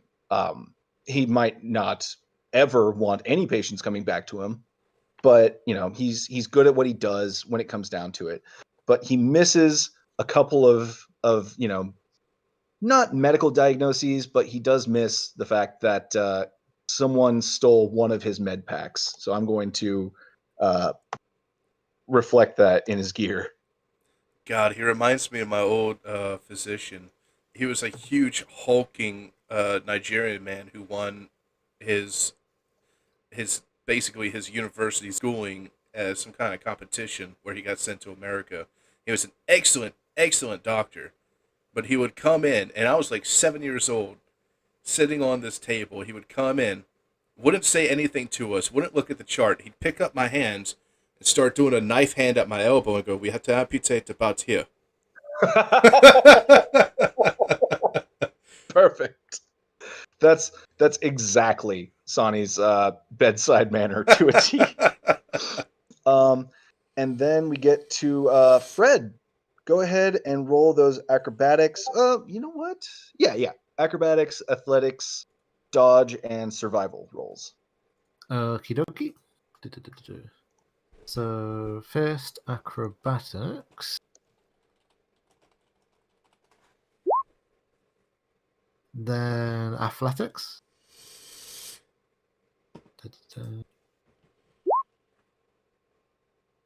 Naturally. Yep. What was the next two? Dodge and survival. Okay. Dodge. I think dodge can be done either. Oh, no, it's just agility. Yeah. Dodge and survival. You need to make a -2 to pass dodge roll. What? Awesome. Cool. You can flavor this if you like. Okie dokie. Let's see. So I fucked up acrobatics and dodge, but I did well on strength and survival. Okay then. So on Fred's new exciting job opportunity on the ship, he's just absolutely amazed that all they want him to do is pick up object, put down object. Sometimes you have to put down several objects out of the bigger object, and sometimes you have to put smaller objects inside the bigger object. Like, it's a universe of like potential, and like it's just so much to learn at once. But he makes do with his amazing survival training to adapt and survive to this world of boxes moving from place to place. He lifts those boxes like a motherfucking pro. And then he puts them down again, equally as skillful. Beautiful. I love it. So let's see here. That's everybody's work day all taken care of. So you all kind of stumble back into the hab unit that you're in. So go ahead. We'll go back through turn order to everyone's reactions to their day.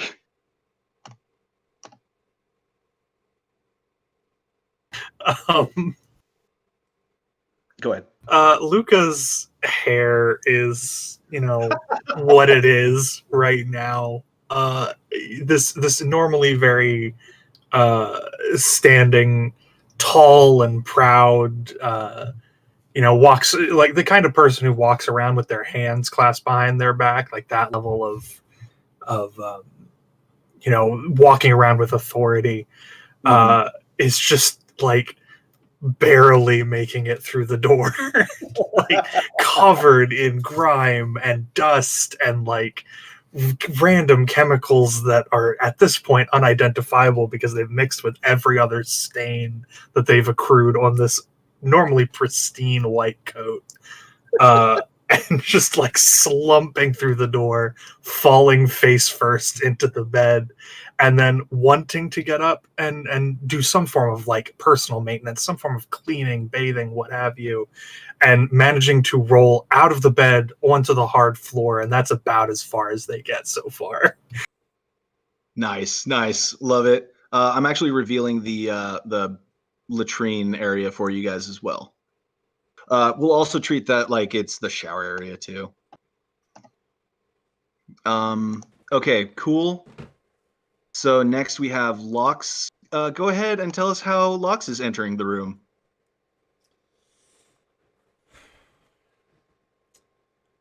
Lox enters the room with his hands covered in small bandages from all of the mechanical mishaps he's had today. He enters the room slugging off his gear, slugging off his robe onto his bed, and immediately moving towards the shower to rid himself of the grease and grime of the inner mechanisms of the ship. Not speaking, not even really paying attention to the rest. His weak flesh hurts him in every joint that still remains. All he thinks to himself is, I have to get those legs put on. Awesome. Wash, your turn.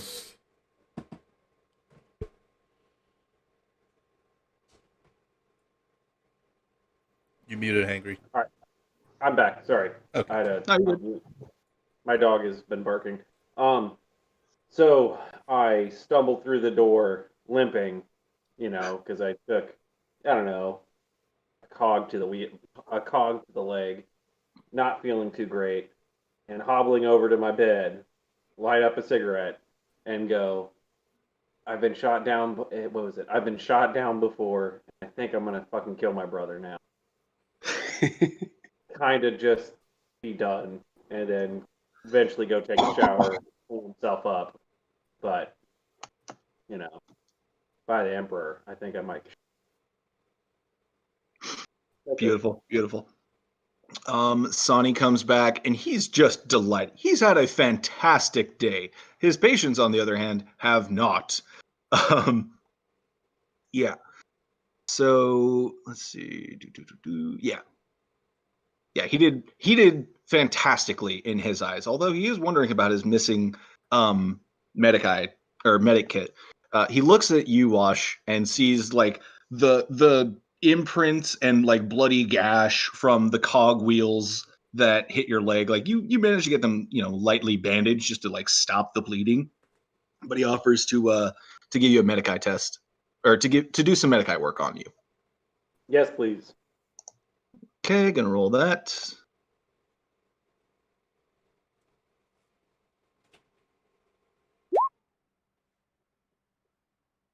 Oh no. Oh no. I'll say that he wants to reroll that. Did Dr. House just try to kill me? I think so. Yay! There we go. All right. So, what are the rules with the Medicaid test? Remind me. It's Degrees of success plus his intelligence bonus added to the HP. Okay. So his intelligence is that. So you regain 4 hit points. Wash. Yay! Did my armor help soak up at all, or no? No, not at all. Just left a bruise instead of a gash. Yeah, exactly. And then Fred, go ahead and oh yeah, that's the other Saudi stuff. Fred, go ahead and tell us how you're doing after your day. Okie dokie. Well, Fred, after a fine day of picking things up, putting them down again, and in different locations, that's a very important part. You have to put them in a different location. Oh, so, absolutely. After a long day of doing that, and rather enjoying himself, considering that it's relatively little work for what is apparently exchangeable for food and services, these little shiny discs that he was given after the labor. He, on the way to his bedroom, he has a quick look in the other dormitory, to see how his new friends are doing. And after quickly scanning the room for them and seeing that they're all basically on the verge of passing out, he throws his big beefy arms up and announces in his simple gothic voice, "Good luck!" Good stuff. Good stuff. And then he leaves. Perfect. So, all right, now comes the interesting part. So every day you're going to have to make those tests for work and whatnot on this ship. And so we're going to go into a bit of the mechanics of this as well.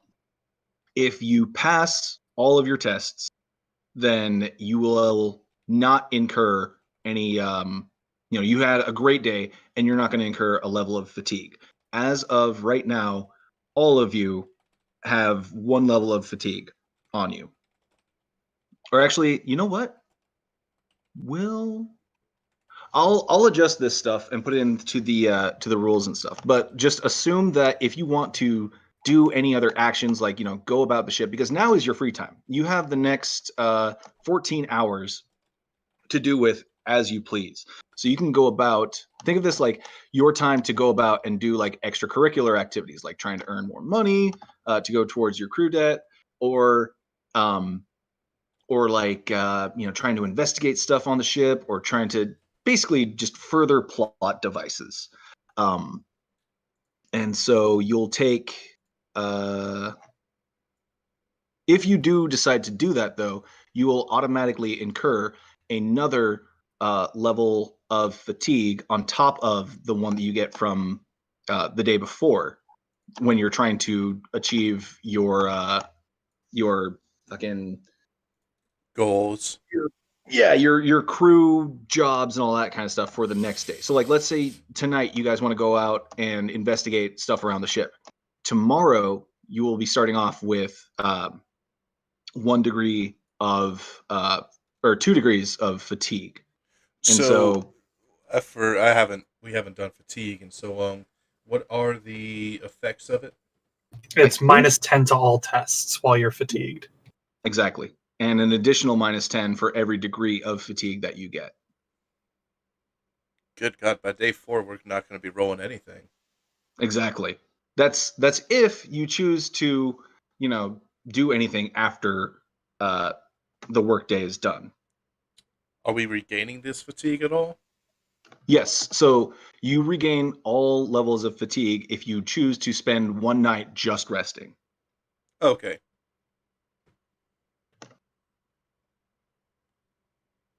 I see. We still going in turn order? Yeah. Which brings us around to Luca.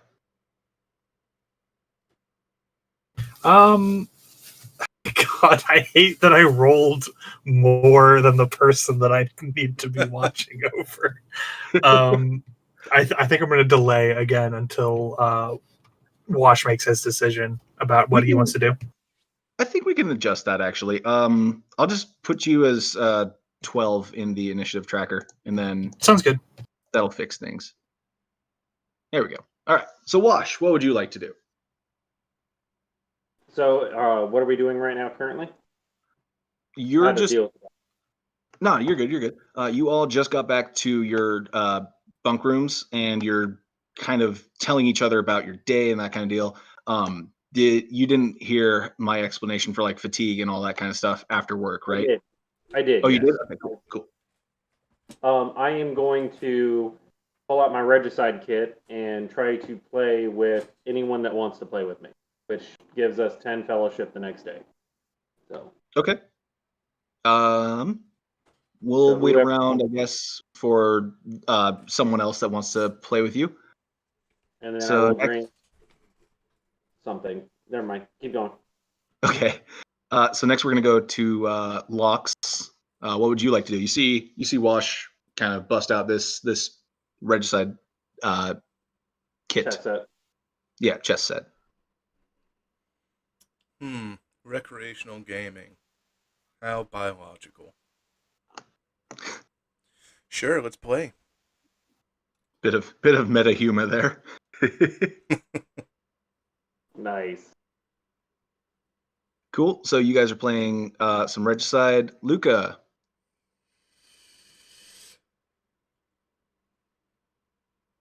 I think I'm going to play Regicide, but not by playing Regicide. I'm going to be carefully watching how both of them play the game and using that as kind of a gauge for understanding them as people. Okay. At the end of the round, we're just gonna we'll do some opposed rolls between you guys. Okay. And then you will do like a awareness check, I guess. Yeah. All right, so that takes us to Sani. Sani is up for anything, really. I mean, he had a fantastic day. I mean, sure, he's a little bit tired about it, but you know that, it is what it is. Fred, do you want to kind of hang out with your new friends, or do you want to? Well, crap. I'm trying to think of a device to kind of get you into hanging out with them. I know you're not supposed to say that as the GM, but whatever. It's okay. I'm pretty sure he'd go and check on them like anyway. So, I imagine after giving himself a quick wash with whatever water is available at hand, he will then proceed to quickly jot down on a spare scrap of leather or hide how his day went in those little simple drawings, and then he will go check up on his friends. Cool. All right, yeah. Go ahead and move your token to their room. Okay. Here we go. Perfect. All right. So next, I need Wash and Locks to roll. Let's see. I think it's fair to treat these as logic tests.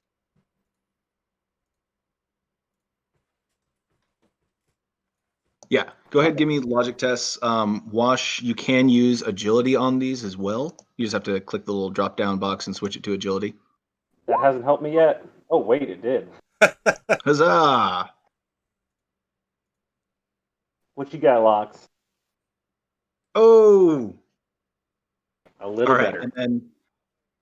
And then I rolled Luca, a 2 rolled enough. Luca, I need a awareness test out of you. You know what, Fred? Same thing. Wash over here trying to play chess against the AdMech version of Petite Blue. Let's see. So was it awareness? Yes. Yep. Okay, that is. Which is my best one? Fellowship. We'll go with that.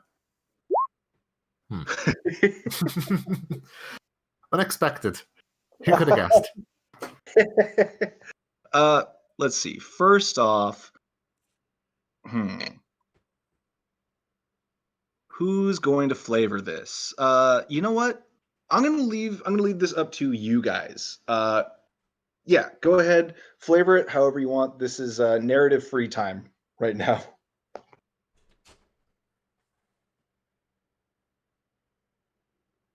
Who wants to go first? How does the game go? So in a valiant attempt to beat the robot / human person, I lose. Well, it looks like Wash made a very basic opening, but that's no match to a follow-up move from Locks. Easily taking one of his, I guess you would call them pawns, and advancing forward with the board. In the process, I somehow take that said pawn. So we'll speed this up a little bit, and say that you guys both play a good game, but Locke's just like not only being able to calculate like 20 moves in the future, like you put up a valiant effort, Wash. That's a good game on your part, but the guy's got a fucking computer in his head. Like it's kind of no contest. Let's see. let's go with Luca. Why don't you go ahead and kind of flavor this with your own observations? I'll say that you can tell that Lox is a much better strategist than Wash. I think because Luca's primary concern is making sure that Wash is kept safe. Like, it doesn't consume their every thought, but like, that is their assigned goal right now, and they perform their assigned goal effectively, or they tried their best. So it's important when protecting someone or being part of a group to understand the dynamics of that group and which members of a group to trust with which things. And given how the game goes, they kind of settle on Lox knows how to process information very well, while Wash will put in an effort at the very least. Like, maybe not the smartest person ever, but someone who will at least, try their best for most things. Right on. Fred, you have no comprehension of what is happening right now. This is like, yeah, the floor is yours to flavor if you want. Okay then. So, Fred, I imagine, takes a seat on a nearby bed and utterly ruining the any springs that might have been inside it. And in deep contemplation and thought, he observes the chess games going on before him, having no idea what chess actually is in any capacity. He assumes there are two sides to this game of some sorts, and there was a winner at some point, and there was less pieces at the end than when there was at the start, but he's not too quite sure on the rules. He is somewhat surprised that when one side was losing, they did not instead just flip over the board and hit the other person in the face, which would have been the better tactical move than simply losing. Nice. All right, cool. So do you guys want to go out and pursue extracurricular activities at this time after your workday, or do you just want to call it a night and get ready for work tomorrow? I'm going to say, since it's our first night, call it a day. Yeah, I was going to say the same. Yeah. Okay. Cool.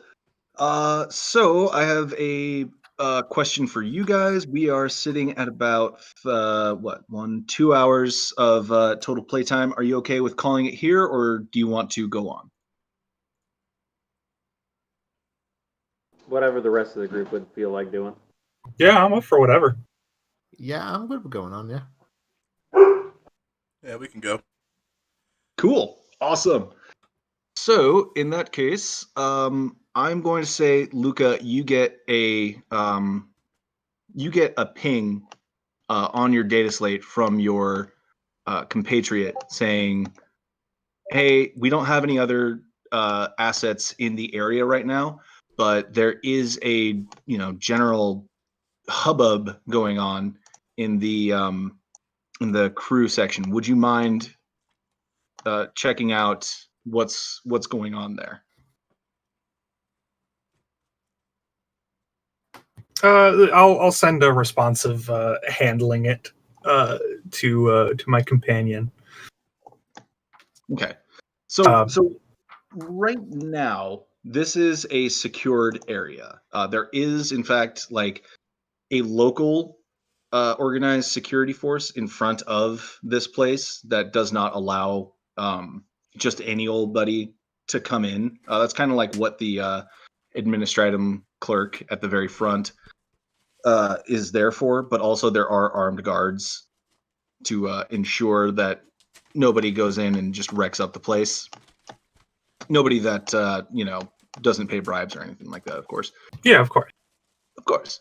But yeah, so from from your standpoint, you could leave Wash here with a reasonable expectation that he will remain safe. That wouldn't be following the letter of the law according to your orders, but it is, it's a thought that passes through your mind.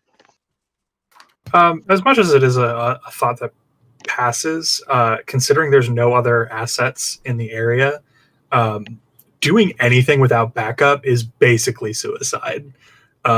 Even for minor stuff, like you don't want to ever go anywhere without backup for anything. Right. So I'd rather, or at least Luca would rather bring it up with the group and say, like, here's what I'm being asked to go do. I, regardless of your opinions on the matter, will be going and handling this. If you would like to assist me, I would appreciate it, but it is not required of you.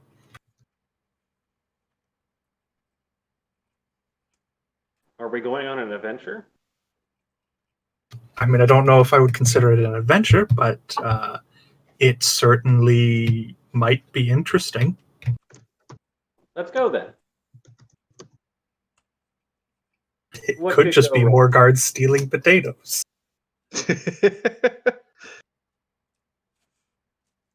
Are we in Maryland? So I need to look something up real quick. Let's go ahead and, since we are at the 2 hour mark, let's go ahead and take a 15-minute break. Is that cool with you guys? Sounds good. All right. I'm good. Yeah. Yep. Sweet. All right. Go ahead and do your thing, Lux. I got a mouthful of Philly right now. But we will be back very soon in about 15 minutes. So hang out, and we'll see you in a bit. Bye.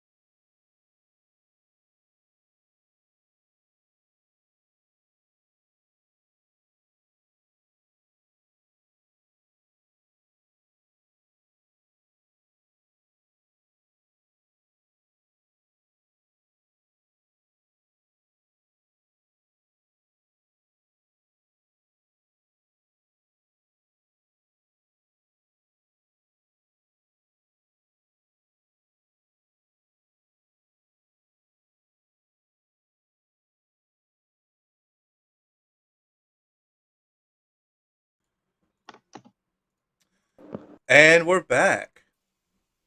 Hooray!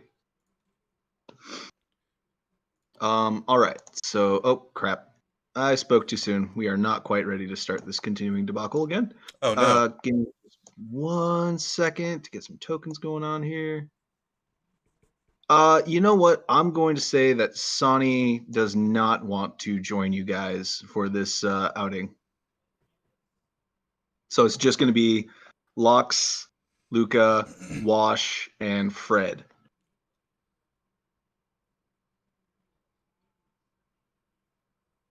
All right. You know what? Fuck it. I will. I will include Sonny in this. Gotta have the Soundinator. Gotta have the Sonic Terminator, yeah. Okay. So just to bring us all back up to speed, Luca got a priority message from someone asking them to check out what's going on in a certain area. Whatever, that token's really small. So yeah, just a different close by area of the ship from you guys. Let's see, Luca, give me a something kind of test to see if you can get any more information out of your contact. Let's go with an inquiry test. Okay.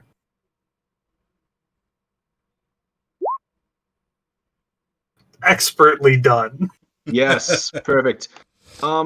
There's just not really much known about it at this point. Like there were gunshots that were heard in this area, but no further information is available at this time. Hence the kind of call for you to check it out.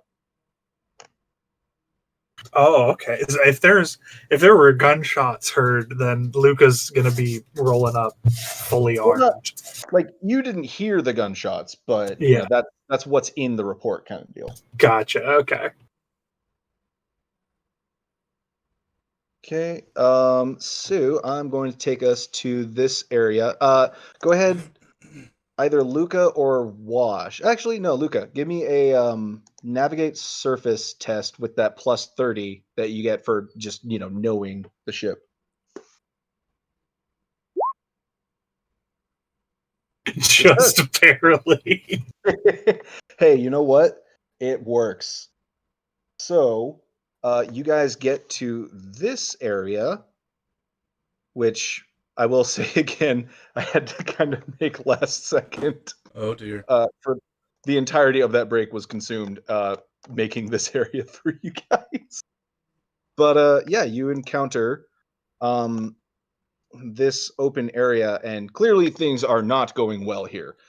This guy is gesticulating with his rifle toward a woman, and this appears to be a hostage kind of situation. You hear kind of muffled noises coming from this area, and yeah, this appears to be a large cargo bay type area.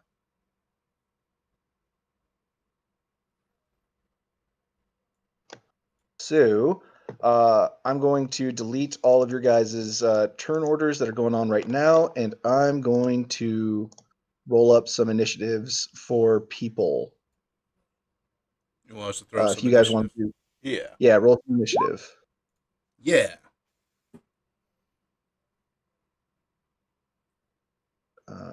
Do.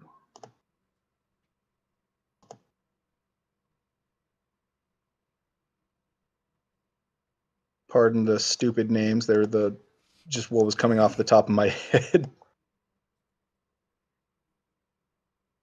Oh, we can't see any names yet. Oh, on the turn order. Oh wait, you guys can't see that on the turn order, can you? Yeah. Nope. I literally only see my own name. Gotcha. That's fine then. I will just tell you what their names are as they're going along.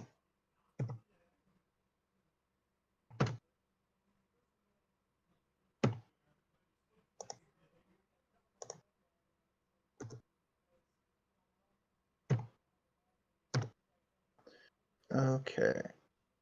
So let's get this in descending order. There we go. Alrighty then.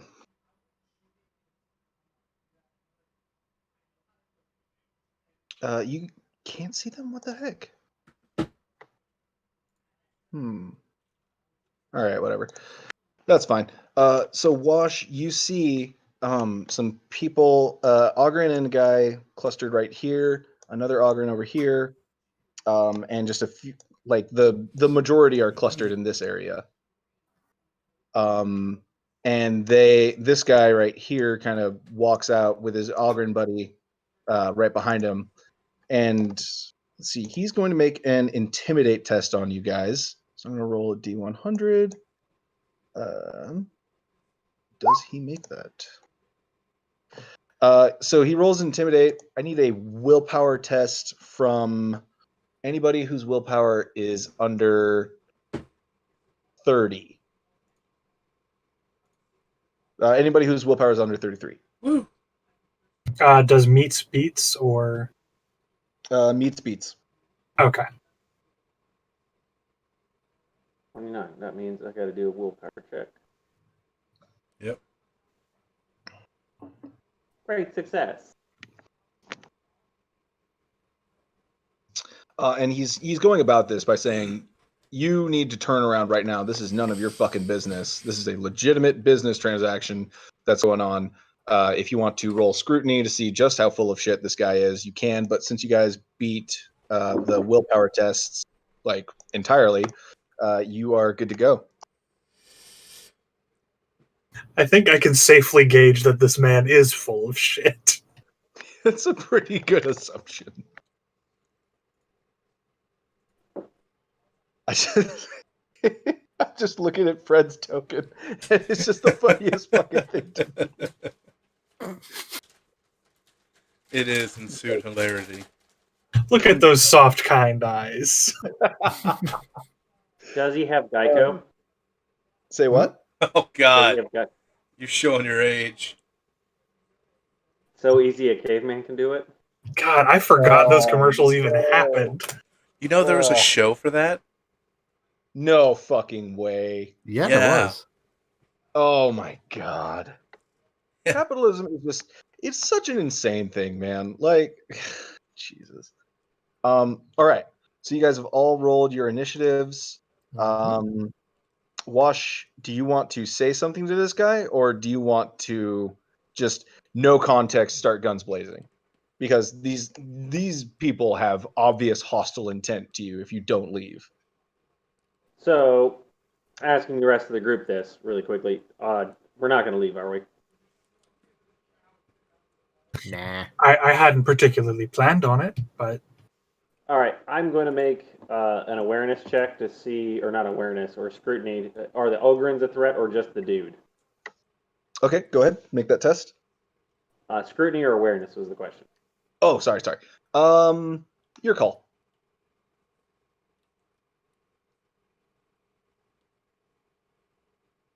Scrutiny it is. They seem friendly enough. So I'm going to use one of my fate points for that, because I actually have something in scrutiny. There you go.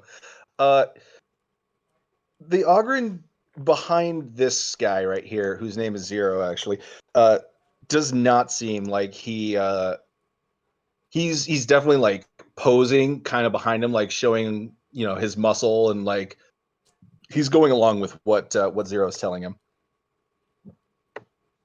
Okay.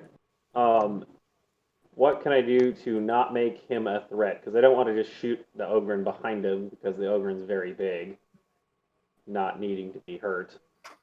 What can you do for him to not be a threat to you anymore? Yeah. Two options. You can kill him or you can leave. I suppose you could try to do a some kind of fellowship, like command, or definitely not intimidate or charm test to this guy. I have only 28 in fellowship, so I have a feeling that's not going to work. So I am going to. I take it all our weapon systems are ready.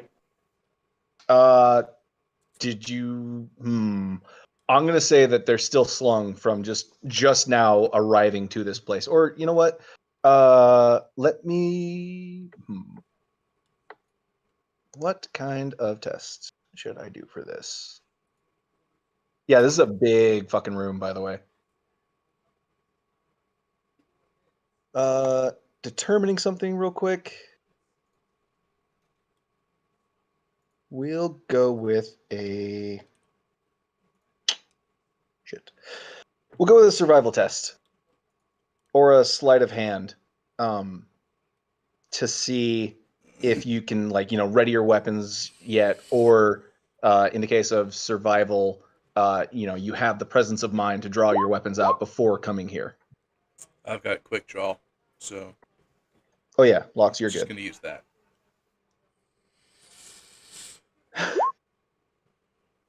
Nope. Okay, so if you fail this test, you're gonna have to spend that half round action to ready your weapon. Oh, okay, that's fine. Yeah. So I'm gonna ready my weapon at the same time as I'm just gonna do, since we're clearly not gonna walk away and they're gonna be a threat. I'm gonna do a semi-auto burst, which is a half action. Okay. At their general area. Okay. At which one, 0 or his big friend? I'm gonna do 0. Okay. His big friend's name is Rolf, by the way. Rolf. Like from Ed, Ed, and Eddie. That's awesome. Yeah, gear, that's what I'm doing. Gear, hit. No aim, right? Yeah. And this is short range is half the distance, correct? Yeah, half the maximum range of your weapon. That is exactly short range. That is 75 on mine. You got 150 meters on your autogun? Yeah. Yeah. 100. Holy shit. No, it's standard. I was wrong. I read that wrong. I was trying to get up on you. Sorry. Standard no worries. range. Thank you for being honest. Semi-auto. And I don't think I get any identifiers for that. And cool. Hell yeah. So you succeed, but I think it's for every 2 additional degrees of success that you get another shot on this guy. So go ahead and roll damage once. Nice. Yeah, the shot just kind of pings off of him, but he definitely feels it, and he now knows just what kind of customers he's dealing with.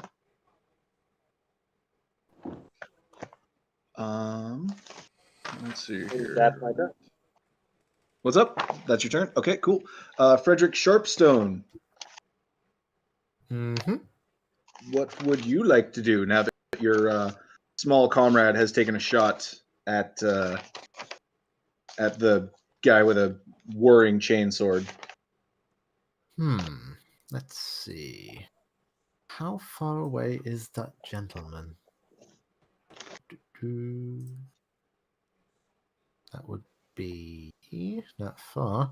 Okay, so am I allowed to move first, or? Yeah, you can move. Okay. Let's see. Your movement is your agility. So let's see here. It's half action is your agility bonus. Full action is double your agility bonus. And then run and charge have different shit for them. Yeah. Run is times 4, and then charge run is times 6, it says. Yeah. Oh, excuse me. Yeah. Run is times 6. Interesting. Okay. And charge Also is makes times you harder to hit 3. with guns. So wait, your guy. Oh, you can't move very fast, Fred. Nope. In that case, I will probably just stay where I am, and I will use Wait. He has a negative agility? He doesn't have a negative agility, but it's pretty low. Okay, because character creation minimal is 20 for a characteristic. Oh, is it? Yeah. Minimum 20, maximum 40.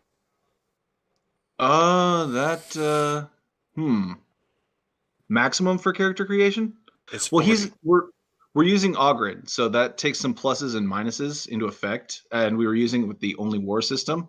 So I'm going to say, yeah, I'll say with agility in mind, your min stat there is going to be 20. Okay. So thank you, Lox, for Fred's 2 more points in agility. But the intelligence we're going to keep the same. Because the slowest speed possible in Dark Heresy is half move 2. Gotcha.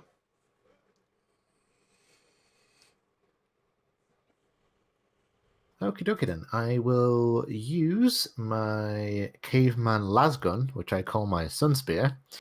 I will use it on its overcharge settings, which gives it a range of 75 meters, which will the little guy with a chainsaw. Let's see how it does. Let's see. What's the deal with half aim and full aim? Half So a aim full- takes a half action to use. So if you don't do any other actions, you can take a half action to aim and add that to your shooting, your actual hit. Your hit is another half action.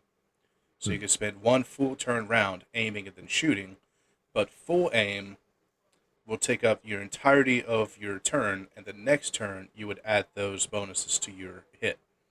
So full aim is aim now, shoot later. Okay, so I will half aim to use up half my turn, and then I will, if I hit them, I'll use the other half my turn to hit. Okay. Yeah. Okay. So let's see how that works. Let's see. Half aim is plus 10. Yeah. Would it be standard range or long range because it's kind of at the extent? Let's see. Your range is 75 or no, 50 meters or overcharge. Gotcha. That's going to be standard range. Okie dokie. Yeah, anything extending past your maximum range is long range. Yeah. Okay. And minus 20 for modifier because my gun is wonky. Let's see what we get. Oof. Okay. Do you want to reroll that? Yep. I will use let's see. I will use a fate point to reroll that. Okay. Is that how that works? Yep. Yeah. Okay. Oh, your temporary fate point from your coffee. Gotcha. Yeah. Hey. Let's see. So hit. That's absolutely not going to be a thing going forward. Hey, quit it, monsters. That's not going to be a thing going forward. It's just, an inspiration from Fred's first taste of recaf. Yeah. Mm-hmm. Hey, quit it. And just as bad. Yeah, unfortunately, it just does not, it doesn't quite hit. Kind of singes the bulkhead behind Ringo as you're aiming towards him. There's just a big old slag pile inside of the little neat hole that it made, but unfortunately did not hit. So next up is going to be Sam right here. Do some measurements. He is going to do a. I have this in friggin' feet. Stupid imperial-minded. Meters. Oh crap! I've been doing this wrong. That's my bad, guys. What? Just in feet. okay. I'm updating the. Yeah, exactly. Okay. Now things are way closer. Yeah, that's my bad. So you probably should have gotten a close range thing for that. Would that have changed your shots there? No, that would have given him a target of 38. He still would have missed. Okay. All right, and then kind of to retcon things. Would that would have given you an additional degree of success, Wash. So go ahead and give me another damage roll on 0.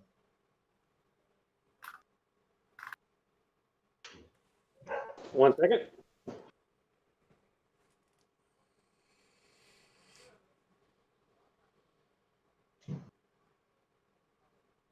There you go. Hell yeah. All right. Yeah, that second shot just kind of pings off of their armor too, though. So we'll say it is now Sam's turn. And what Sam is going to do is he's going to move up to a good firing position over here. Yeah, kind of behind these crates. And from cover, he is going to take a shot at we'll say Fred, who just slagged the column that he was behind. So he's going to make a shot. Let's see. I don't actually have stats on them, so he's going to do no aim, so that's +0. And then he's going to just do a single shot because he's got a las gun. Okay. Okay, and he's going to miss. So that is Sam's turn. Next is going to be Luca. Okay, so I've got. Sorry, I wanted to make sure that I was prepared for combat. So, is it an action to take cover, or do you just need to be behind the cover and then you get the benefits of the cover? You need to be behind the cover to. Well, you can go prone, which makes it harder to hit you. If you're prone, and going from ranged attacks. If you have a melee attack coming towards you, then it is easier to hit you if you're prone. Yeah, I just didn't know if it was like I move up to like some of those crates and then I take another action or something to get the benefits of cover. Luca, if you want, you can go to the game sources page on the server and open up that DH2E quick ref. That's good to have. Yeah. That thing is a fucking lifesaver. Yeah, I've got it open right now. It just didn't say anything about cover. That would be under circumstances. Combat circumstances. Okay. Gotcha. Thank you. Yep. Then I think I'm going to keep it fairly simple for now.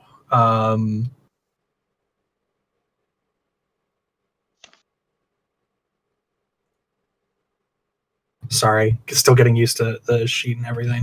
No worries. As a matter of fact, it's kind of helping me out.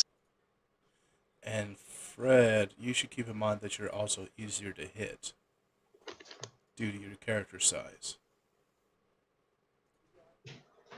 Mm-hmm.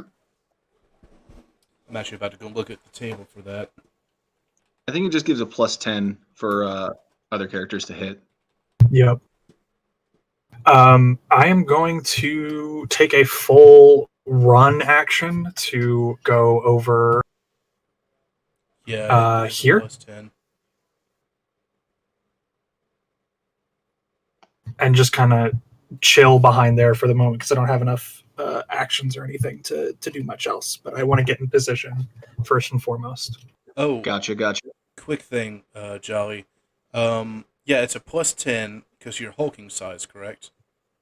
Right, yeah. It's a +10 to hit, a -10 to conceal yourself, but you also gain a +2 to strength tests and a +1 to your agility. Your agility bonus. Nice. Not your agility, but your agility bonus. So your base movement speed would be 3, I think, just because your legs are so large that you can cover more ground. That makes more sense. Okay, cool. Thank you, Lux. Yeah. All right. So I'm going to say that Macarius here is going to, let's see, 6 times. Yeah. He's going to sprint to this place right here. Just get behind some cover. Yeah. And that is Macarius's turn. Next we have Dolph. Good old Dolph over here. So Dolph would move which way? Dolph is going to do a charge action, actually. Oh, no, he's not. He does not have the range for that. Or wait, okay. So if Dolph has an agility bonus of 3, but since he's hulking size, he has an agility bonus of 4. That means that he can charge up to, what is it, 16 squares away? 24. 12. 12 squares. Okay, gotcha. Charge. Yeah, if he wants to make a melee attack. Oh yeah, move up to 3 times. Okay. Okay. So he can't quite do that. He's just going to friggin' sprint forward towards you guys then. Let's see. So he's sprinting. So that's 6 times. 6 times 4 is 24. So he can move up to here. Okay. He's going to sprint right up to you, Luca. No. And our good friend Dolph here is brandishing a think of it like like industrial tree felling machines that like they've got the gigantic chainsaw. It's an upscaled version of that. Think of it like a chainsword built for an Ogren. Jesus. Lovely. This is definitely a custom job. I'm actually calling it a chain claymore. Chain club. Exactly. But that is his move. Next up is going to be Ringo over here. Ringo is going to use his full action to grab the woman that he's got and say, if you don't leave right now, this woman gets it. Kind of just, typical bad guy shit. He's taking the hostage right here. Where we barely can see. Exactly, yeah. Next up is going to be Rolf. Rolf is going to how far is he from people? That's 8 meters. That's a full move unless he wants to charge, which he can't do. Rolf is going to charge right at Fred here. He's not wielding a giant chain claymore, but he does have just a gigantic hunk of pipe. Like this is clearly from like ducting within the ship that he kind of just ripped off, and he's going to use it to try to club you to death with it. Nice. So let me roll real quick. So charge gives a plus combat Plus actions. 20 to Weapon skill. Okay. So if he's using improvise, it's 1d10 minus 2. Yeah. I feel like the size bonus is going to have to come into play for that, though. So we'll say it does, I don't know, a d10 plus 2. So standard chainsword, just not with chainsword stats. Yeah. And it is also an unbalanced trait. Oh, yeah. Incredibly. So with that's 50 something with charge, and then nope, he misses. Cool.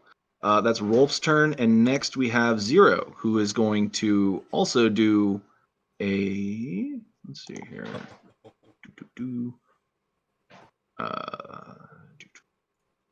Nope, can't quite make it.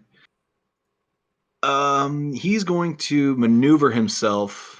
Let's see, that's 7 meters from there to there, and 4 meters there. Yeah, so he's going to maneuver himself around this big support pillar right over there to kind of get behind Luca. Next up, we have Lux. All right, Locke is going to use Quick Draw to draw his long las, and he's going to aim it at the big lug in front of us. Okay. He's going to do a called shot to his head. I have precision killer, so there's no penalty to it. Hell yeah. So that's a half aim, point blank, standard hit, plus 5 modifier for the grip. And I'm going to spend a fate point to use my expert at violence to add another degree of success, which gives me a bonus damage of an additional d10. Jesus. So first hit and that d10. Oh, you're right, it's a d10. So disregard that second one. Yep. Okay. So that's total of 11 damage to his head. Hell yeah. So let's see here. 11 damage. 11.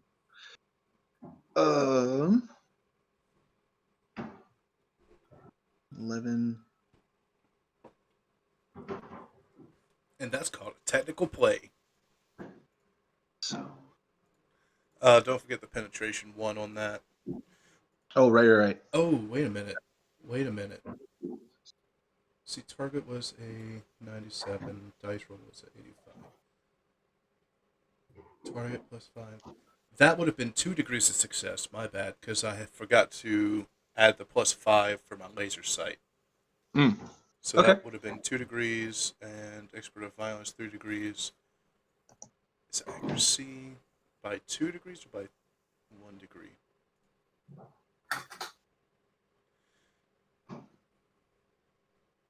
It's also It's also another plus 10 because I'm using my weapon with aim. So that would have been 4 degrees of success, which adds another damage to him, which is another d10. So a Hell total yeah. of, what is that, 17 damage to his head. Okay. Shit, yeah. 17. I think I'm beginning to get too technical for my own good. No, that's good, man. All right. So, Rolf with his pipe. There we go. You now, let's see. Fuck, I can't do math. Get your wife. 17 total, right? Of damage, and then another 1 because of the penetration. Correct. Okay. Okay. So you didn't kill this guy, but you blew off like his ear and most of the skin, like on the right side of his face, we'll say. Just like slagged it, just burnt, charred. He is fucking pissed, but he's also, taking a laser to the fucking face. Good shot, man. But he is still up. Next up is going to be Jake over here. Jake is going to, let's see, does he have a good sight picture to one of you? No, he does not. You are saved by the barest of margins there, Wash, because he does not have a good shot on you. But he's going to move. Excuse me. There we go. Okay. So a half move there, and then he's going to take a shot. Now he's going to take a shot at Wash with his long las. So that's no aim. Locks, what other bonuses do? No, there's no like aiming bonuses just because you're using a long las, right? No, it's a plus 10 bonus with an accurate long las if you use an aim. Gotcha. Okay.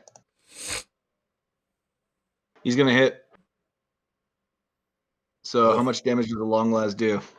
1d10 plus 4. Okay. Oh, sorry, plus 3. My bad. Plus 3? Okay. So 10 damage coming towards you, Wash. Do you want to try to dodge that? Yes, sir, I do. I wonder if my large amount of agility spending will help this whatsoever. And I don't get any modifiers to agility. Here we Megatron. Great success! Nice. Hell yeah, you dodged the hell out of that shot. It just like, again, like, I think this is the second time this has happened, but like the laser just like singes a couple of hairs on the side of your head, but it does not do any damage to you. I needed a shave this morning.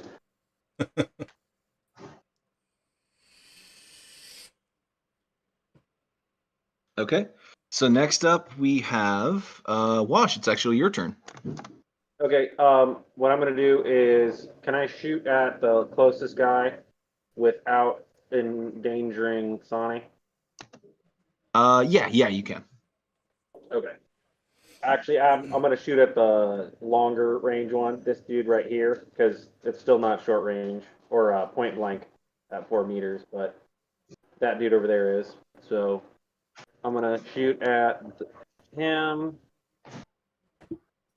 And I'm going to do a half aim, short range, and I'm going to do a full auto first. Yes, I'm back to my old tactics. And since it's a half aim, I think I get plus 10 as well, or plus 2 due to my optic. Okay. Nice. Hell yeah. Roll some damage. All right, how many do I roll since it was a full auto burst?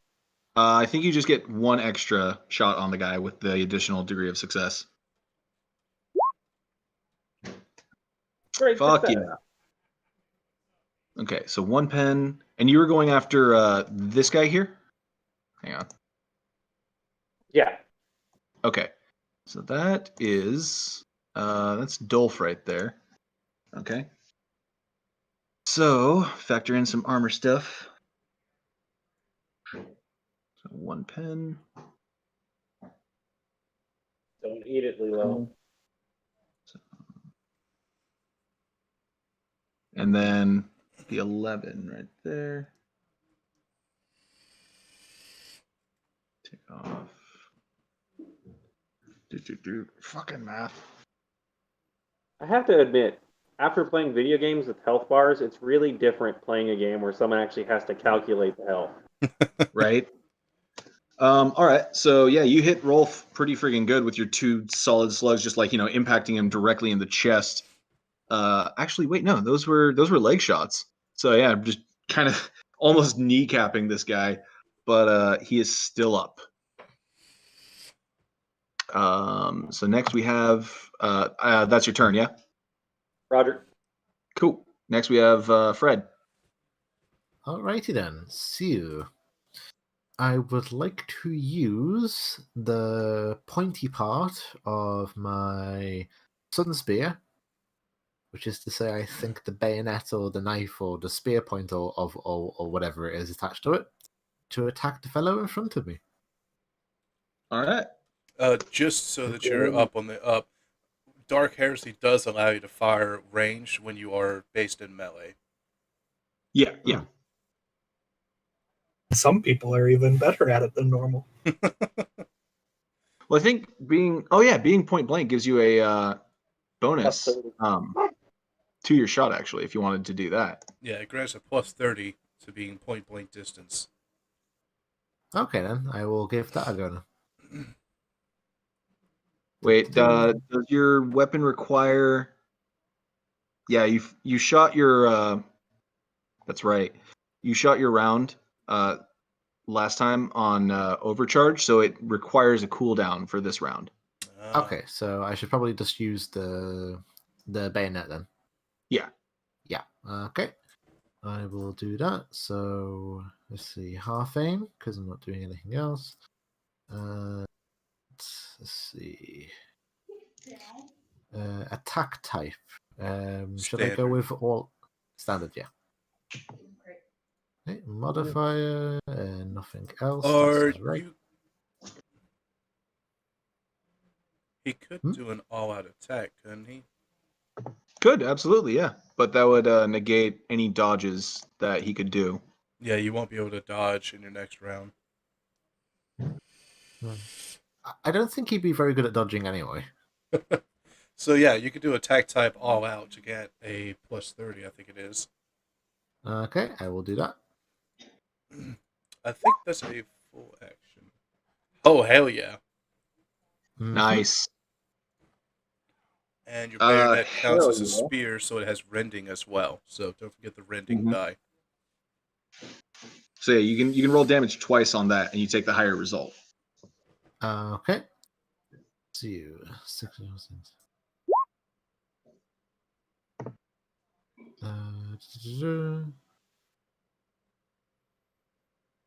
see. There we go. So 11 damage, it seems. You can go ahead and roll damage again. Oh yeah, sorry. We'll take the higher result. No, you're good. Oh hell yeah! Oh, Hell yeah! Roll another damage. Yep, roll another d10. Okay. Oh no! No fucking way. Again. Okay. Again? Yep. Do it again. Holy crap! Hell yeah. Okay. 2 righteous furies. Okay, so this is your first time encountering killing somebody in a really cool way in combat. So go ahead and flavor this kill however the hell you want. Okay then. What to do? Okay then. So, I like to imagine that Fred at first goes to shoot his sun spear, but of course the gun needs to turn to cool down. So after pulling the trigger a few times to a rather unsatisfying click or two, he just kind of like the base animal part of his brain takes over, and it no longer sees the battlefield as people with sight ranges and all that, and like the extent of guardsman modern training Ogryns can give. It just sees him, another big thing in front of him that's trying to kill him, and he's got a big old spear in his hands, and he knows exactly what to do. And he puts that spear in the other thing really, really hard. Hell yeah. Mm-hmm. Awesome. So cool. That is Rolf dead. Next up, we have Sam all the way over here. He is how far? God, Fred, you stabbed him in the arm so hard he died. Nice. So 30 meters. I think he's gonna go for yeah, he's gonna go for the guy with the sniper rifle. He's gonna do an overcharged shot with his lasgun. The overcharge does like what, a -20 to hit or a -10? Or does it affect to hit? Let me see. Looking it up. I don't know. Damn it. That's there. Huh, where would that be? Right? It's not in weapon qualities or anything like that. It's not in conditions. I mean, I know for sure where to look for it in the Only War book. Matter of fact, I'll do that.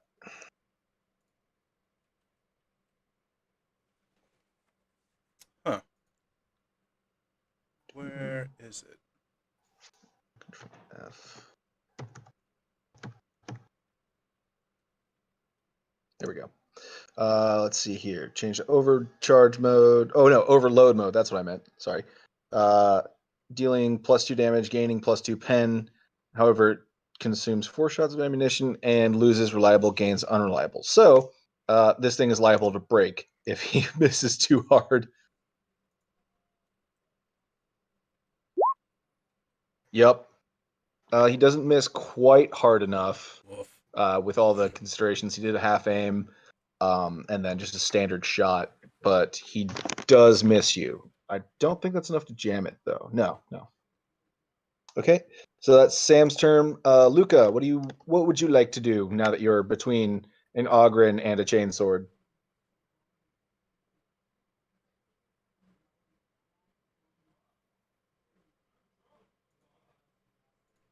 Hello?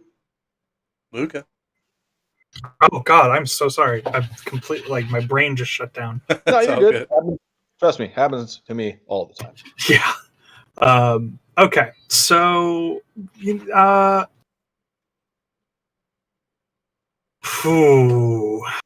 If you want to move out of the way, that Ogryn is going to get a attack of opportunity with his chain claymore. I was just about to ask, like, does attack of opportunity still exist in this system? I guess we're gonna just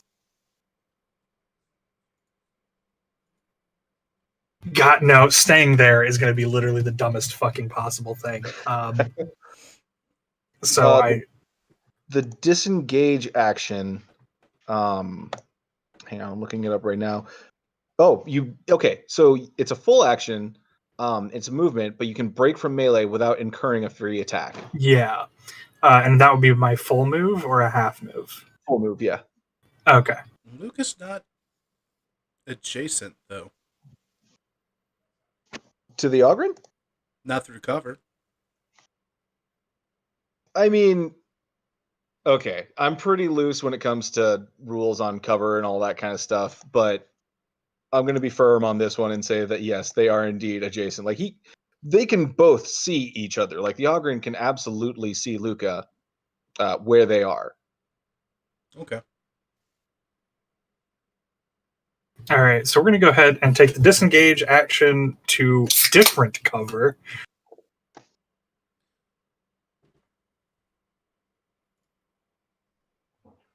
And that'll be my turn. My turn's just going to be running between two crates, and that's all I'm going to do this combat. It'd be like All that. right. Oh, for you guys, new players, speaking is a free action. Yes, you can speak at any time, say what you want. Like, obviously, not going to be reciting Shakespeare or anything like that. Yeah, anything no of great monologue. length. Yeah, Yeah. but anything of like quick, like hey, go over there. That's totally acceptable. Gotcha. Yeah. So next we have Macarius, who is armed. Okay. Oh. Okay. You're behind cover right there. So.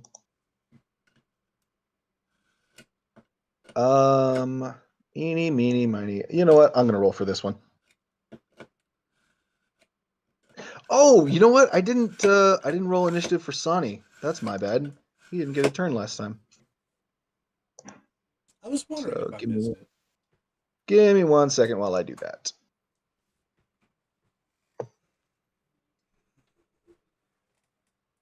You might get 2 back-to-back moves if he rolls well enough.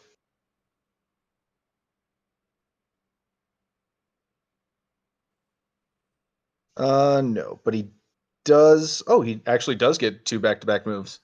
Okay. Cool. So Sonny is going to. Let's see. Oh yeah, Sonny's going to do a charge action on the big ol' Ogren with the chain claymore. Of course he would. I mean, I feel like that's pretty in character for him. Yeah. And then we're gonna do a roll.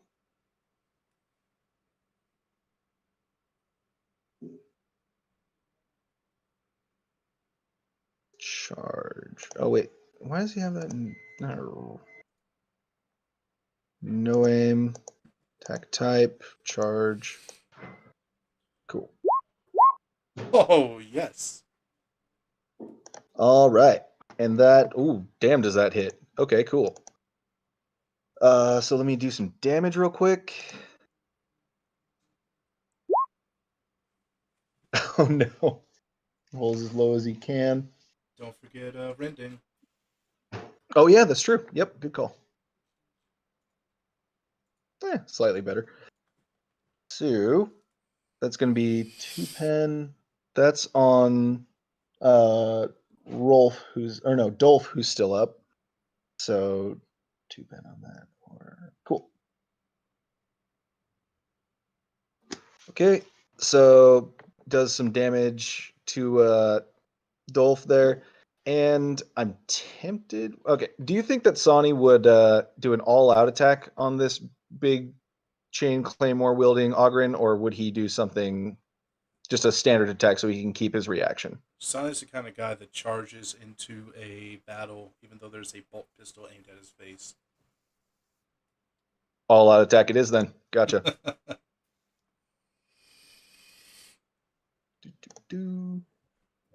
Sure, they've got the bolt pistol aimed, but can they shoot it in time? They did, and they shot him directly in the face. They did. Oh. And he survived. Oh, well, yeah. I mean, I guess that at that point, like, sure, you fired it, but you didn't fire it in time. Oh, no, it hit. It absolutely hit. And this absolutely hit, too. Hell yeah. So, cool. That's going to be some damage there. Oh, and he triggers Righteous Fury! Nice. Okay. Holy shit. So that's actually added onto the thing. Excellent. Yeah, I did roll that wrong. I should have just added a D10, but screw it. I'm the GM and this is I can do this. Cool. I like doing cool stuff for you guys. I'm not the kind of GM that likes, pretending I'm just a shitty kid burning ants under a microscope. So let's see. That's going to be 27 damage with 2 pen. This feels really self-serving to flavor this. So let's see here. Who wants to flavor this one?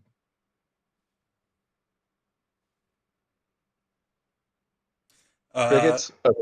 I think it would just be fitting for the other cogboy to fill in. Do it. Sani, after a couple of days of having to put people back together, decides that he'd rather not do that exactly. And in the heat of the battle, this mechanical madman charges at this hulking creature, slashes it once with his chainsword, and seeing that the teeth actually do have a positive effect on the flesh, takes one strong swipe and rends the beast in half, expelling viscera and entrails onto the deck as he shouts out with his hands out beside himself. And I thought they smelled bad on the inside. Beautiful, beautiful. All right, so now so we are done with Sani's turn. We have caught back up with the turn order. So now it's Macarius, officially Macarius' turn. He is going to take a shot at Sani with his shotgun after seeing him cleave in half a fucking Ogren. So let me roll that D100. It's going to be a half aim. That is, we decided point blank was 3 meters, right? Yeah, that's short range for his shotgun. Okay. Which grants him I think it's a +10 to hit, but no extra damage. Right. So yeah, that's not going to hit. Cool. So that's Macarius' turn because he did a half aim on that. Dolph is dead as fuck. Ringo now. You just hear. I don't like these friggin' impossible. You know what? I'm gonna have him roll a physical attack. You know what? He just. Let's see. Is there a subdue or stun? Yeah. Okay. So on an unarmed level 0 opponent, he's just going to use his full action to just like pistol whip this person in the back of the head. They crumple to the floor, but they are not dead. But that frees up Ringo to go do other things next round. Let's see. Next, Rolf is also dead as fuck. And then, so now it's Lux's turn. All right, let's see what we got here.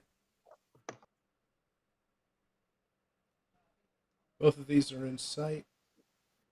Yeah. Not that one. Let's see. Macarius here is behind cover, Yeah. but for your sight picture, Zero is just standing out in the open. All right, let's make him not standing. Gonna take a called shot to their head as well. With a half aim, short range, standard. Oh, did I say Ringo? I meant Zero. My bad. Woo! All right, roll me some damage. First hit, and then my 2 other damage rolls. Good lord. Okay. So that's all adding on to each other? Yes, because it's one shot, so that's a total of 23 damage plus 1 pin. Fuck. At the head. All right. So, give me some flavor. Lox, having seen the 2 giants being felled, his optical mechadendrite spinning on its arm, spots Zero in the dark corner of that structure, I guess it is. Instantly, aimbot snapping to him, he fires one shot, sending a superheated bolt of, I guess it would just be light particles, condensed light particles, searing straight through Zero's skull, leaving the man a crumpled heap. Jesus. Yep. His headless corpse just like there's a smoking geyser that goes out of his body as he just crumples to the ground. That's 0 dead. So yeah, that's his turn gone too, naturally. And next we have Jake. This long last was the best of investments. Yeah, it was. Jake is going to take another shot at Wash. Ooh, with a half aim. What's the max range for a long las? 150. Oh yeah, this is definitely short range. Okay, so he barely makes that shot. I'm gonna roll some more damage. Did he aim? Half aim. All right, that's an additional +10 due to accuracy quality. Okay. Quantity. Okay, so yeah, he does make the shot then. Can I roll the dodge? Absolutely. Did you already dodged his last? No. But yeah, Yeah. you can roll a dodge. You can dodge a las gun. You can't sometimes other times. So D10 plus 3, that's going to be 10 damage. Let's see. And since his roll was a 57, that's a 37, that's 73. Yeah, that's How many degrees of success is that? That's 2 degrees. I think it's 1 degree. 1 degree. If Okay. I'm mathing right. If it 1 degrees, then it does not incur the additional damages by 2 degrees. Okay. Well, let's see. We would have 37. Yeah, fuck it. For the sake of expediency, I'm just gonna say that he does not get that 2nd degree. So 10 damage to you, Wash. Where is it going? Body? 73 would be the chest. Yeah.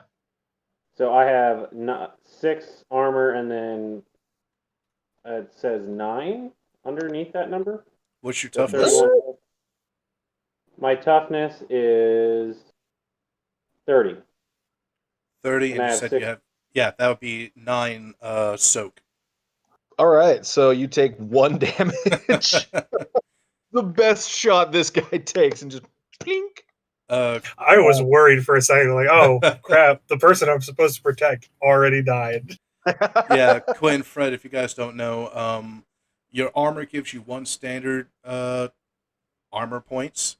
So, like, his chest armor gives him a 6, but you also add your toughness bonus. Since his was 3, it would add to that 6, making it a soak damage of 9. So Yeah. Okay, sure so it that- just flat reduces the damage. Yes. Yeah. Unless it has penetration, whereas one of those armor points, like with my long las, has pen 1, so one of those armor points is reduced. Thank you Okay. for that. Thank you for that explanation, Wash. You actually do take 2 points of damage because the long las has 1 pen. All right, I'm down to you. Since I already was damaged earlier, I have 6 total. No, you gained 4, remember? Yeah, you gained Yeah, you I gained remember 4 that. when Sonny healed you up. But I was down 5, so I still had a -1. Like I was still down 1. So I'm total of 3 wounds right now. Okay. Yeah. Gotcha. All right, so that is now Fred's turn. Your weapon's recharged, so you can use it at range again. Right. So then, let's see. Yep, that person is well within range. Are they behind cover, or are they just kind of standing there? They're behind cover, but it's light cover. So like the difference between I'm gonna call it light cover, like this, just like shitty crates and stuff, and something like this. Feel free to ask at any time if something is light or full cover. Is behind full cover, you cannot see them. You'd be basically shooting through something to try to get them. The light cover, you can shoot through it. It's going to take you're going to take a malice to your actual aim. And if you do hit, if you're shooting through light cover, then it'll have a certain value of armor on it. So like, for example, standing behind a tree offers more armor than standing behind a rock. Yeah. Would him being hulking matter, like since he can see over the cover at all? Oh, that is a good call. I'm gonna give you. Yeah, I'm gonna lessen the. Yeah. You don't get the malice because you can see clearly over that thing. Okay, so that would be no modifier either way then. Yeah. Hell yeah. All right. Do you want to re-roll that? Let's see. Yes, I think I will re-roll that. Okay, let's remove 1 fate point. And I will do that again. Hit.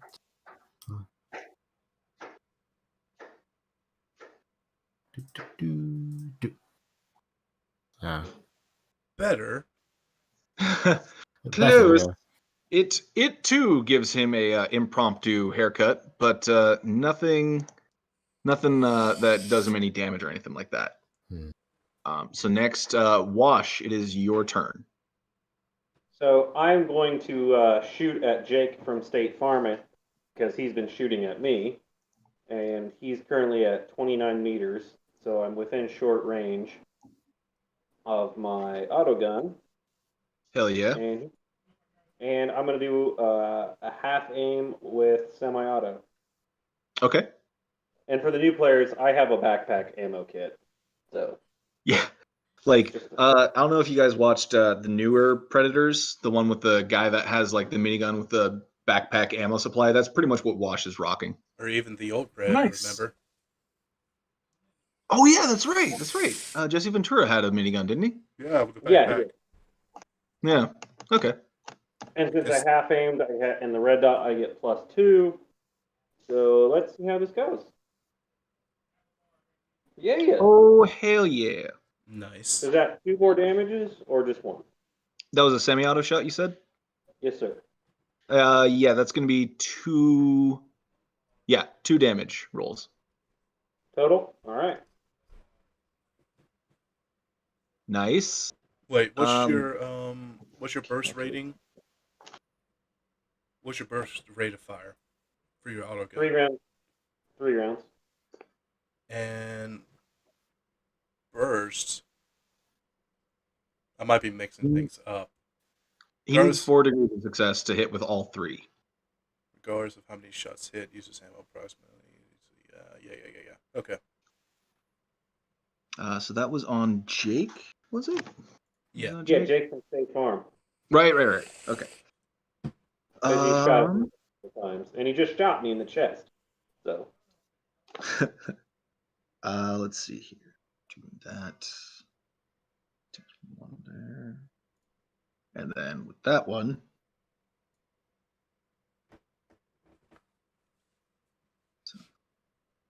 Okay. Yeah, you definitely like stagger him a bit as, 2 shots definitely come home.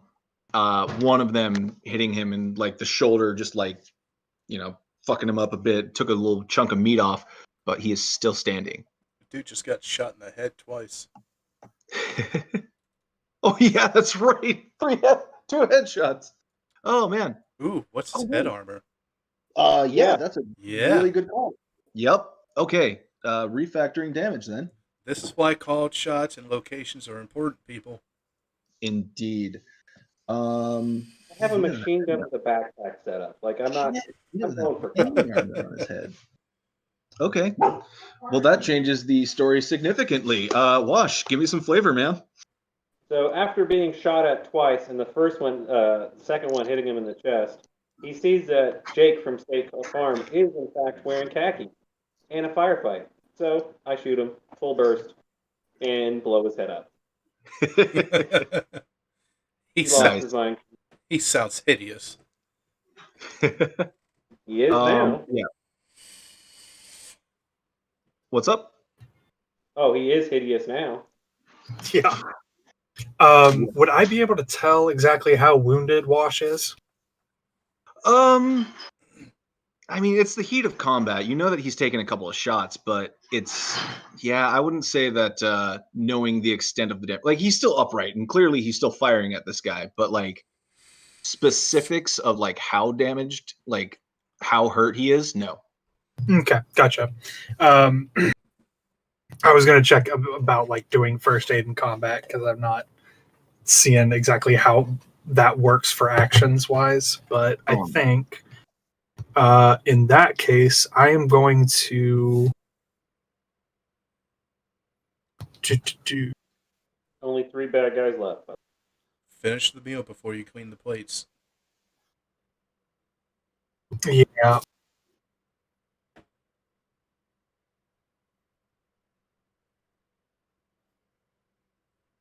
Luca, are you range or melee? I'm yes, but mostly ranged. Okay, because he's in front of like cover the guy right to your left, so you can see and fire at him. You would just incur the penalty due to the cover. Yeah, I'm just not confident I would get past the armor reduction for it. You can, before you roll, you can spend a fate point to add +10 to your next roll. Just food for thought. I just only have the one left right now, so by the way, from for mechanical stuff, spending a fate point is different than burning a fate point. Even if you spent all your fate points, you can still burn them for specific actions like preventing imminent death. You can burn a fate point, but you lose that fate point forever. Oh, okay, gotcha. Otherwise, fate points are refilled at the beginning of each session, unless we're continuing, say, like a battle from last session that we had to stop in the middle of it. Okay, so like in your expert opinion, you would you would suggest I shoot the guy that's kind of right in front of me? Since we have the numbers now, yeah, I would say it's safe to expend it. Okay. Unless you want to hold on to it in case you need a reroll dodge later on. It's kind of what I was thinking of saying. So I'll just do a normal shot at him.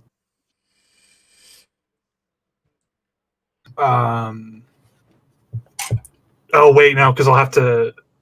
No, I can do a quick attack. Okay. Quick attack. Or just a regular attack. Sorry. So half action to draw the auto gun, and then half action to shoot at him. Okay. Quick question: do you have an assault vest? I think I buy one. What's that? No, I do not have one. Okay. Yeah. Fucking Jesus, Great Danes slobber so goddamn much. And am I in point blank? Short range. You are point. Where? Let's see. 5 meters. 5 meters. Yeah, that's no. short range.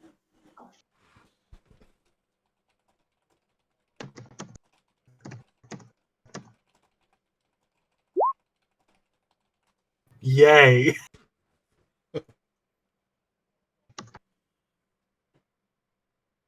I gave it my best shot, but that is my turn. You miss 100% of the shots you don't take. In this sense, literally. This is including that one. Technically, though, it's only 2 degrees of failure because he's in short range and I'm from the Imperial Navy. Wait a minute. Continue, but that brought something to my attention. But continue. Gotcha. Sam is going to take an overcharge shot at. I mean, I hate picking on the guy that's not here, but like, it's the most obvious shot. Or he could go for the guy that just blew the heads off of 2 of his comrades. Yeah. I'm gonna say that he does take a shot at you, Lux. That's 30 meters. That is short range for him. He's gonna take a half aim. So that's going to be a +20 to his shot. Oh, yeah, that hits. Lux, do you want to roll dodge? Yeah. I didn't take 2 skills in it for nothing. Yeah. Yeah. You just like dismissively like dodge under that and just like, is that your best shot kind of thing towards this guy? This guy's shouting, damn AI has aimbot.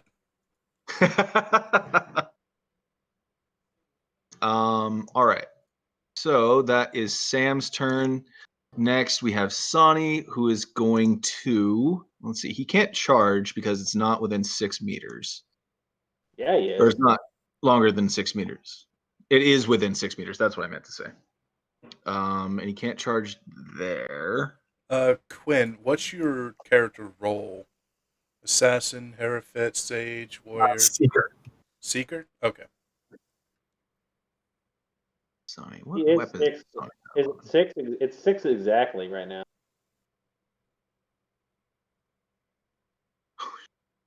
Okay, I'm just going to say that he is going to do a half-action weapon change to his auto gun with the pistol grip. Or, you know what? No. I'm going to move him behind some cover. And Do a half move there, and then he's going to do the half move to change to his auto gun. Quinn, you're Imperial Navy, correct? Yeah. Okay. Don't forget you incur additional degree of success on ballistic skills you make at point blank. Yeah, that was short. the thing where I technically only failed by 2 degrees with the auto gun. Okay. Gotcha. All right. So next we have Macarius, who is going to, with his shotgun, take a shot at eeny, meeny, miny, mo. He's going to take a shot at Luca here. Ask him politely not to. They're going to take a -10 to their shot, and then whatever damage they do is going to be reduced by, a certain number I have in my head. But that number doesn't matter because he misses wildly. Thankfully. Super. So, okay, that's Macarius' turn because he took a half action to aim. I'm going to have it go to Ringo now, who's going to sprint toward the fighting.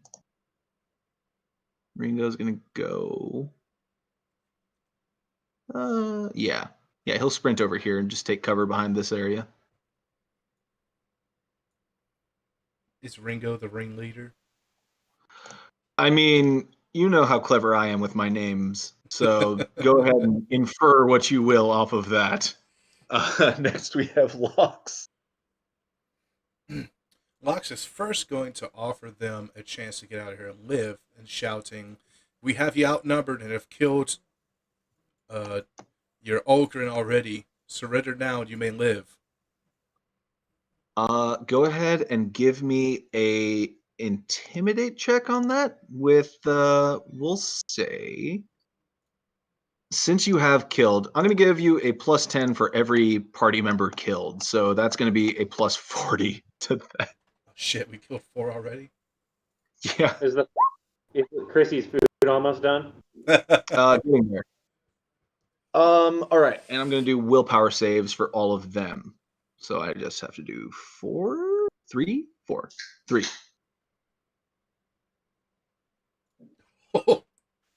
Okay. Someone scared shitless.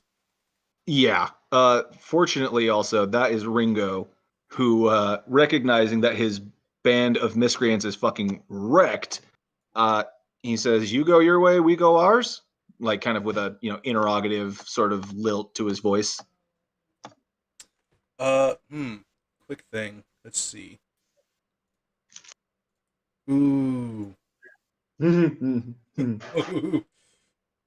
Okay. I don't have eyes on him, huh?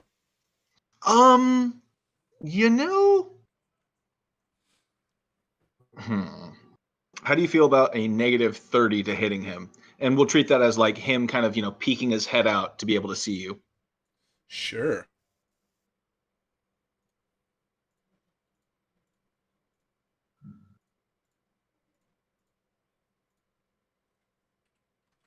Called shot for his head. Miss.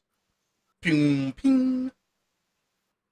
As he like goes out, he sees just like in the barest split second the barrel of your long las kind of just warming up to take a shot, and he ducks back as like the chunk right next to his head just explodes out into laser slag. And I'll scream out before ending my turn. You'll lay down your weapons immediately or die now.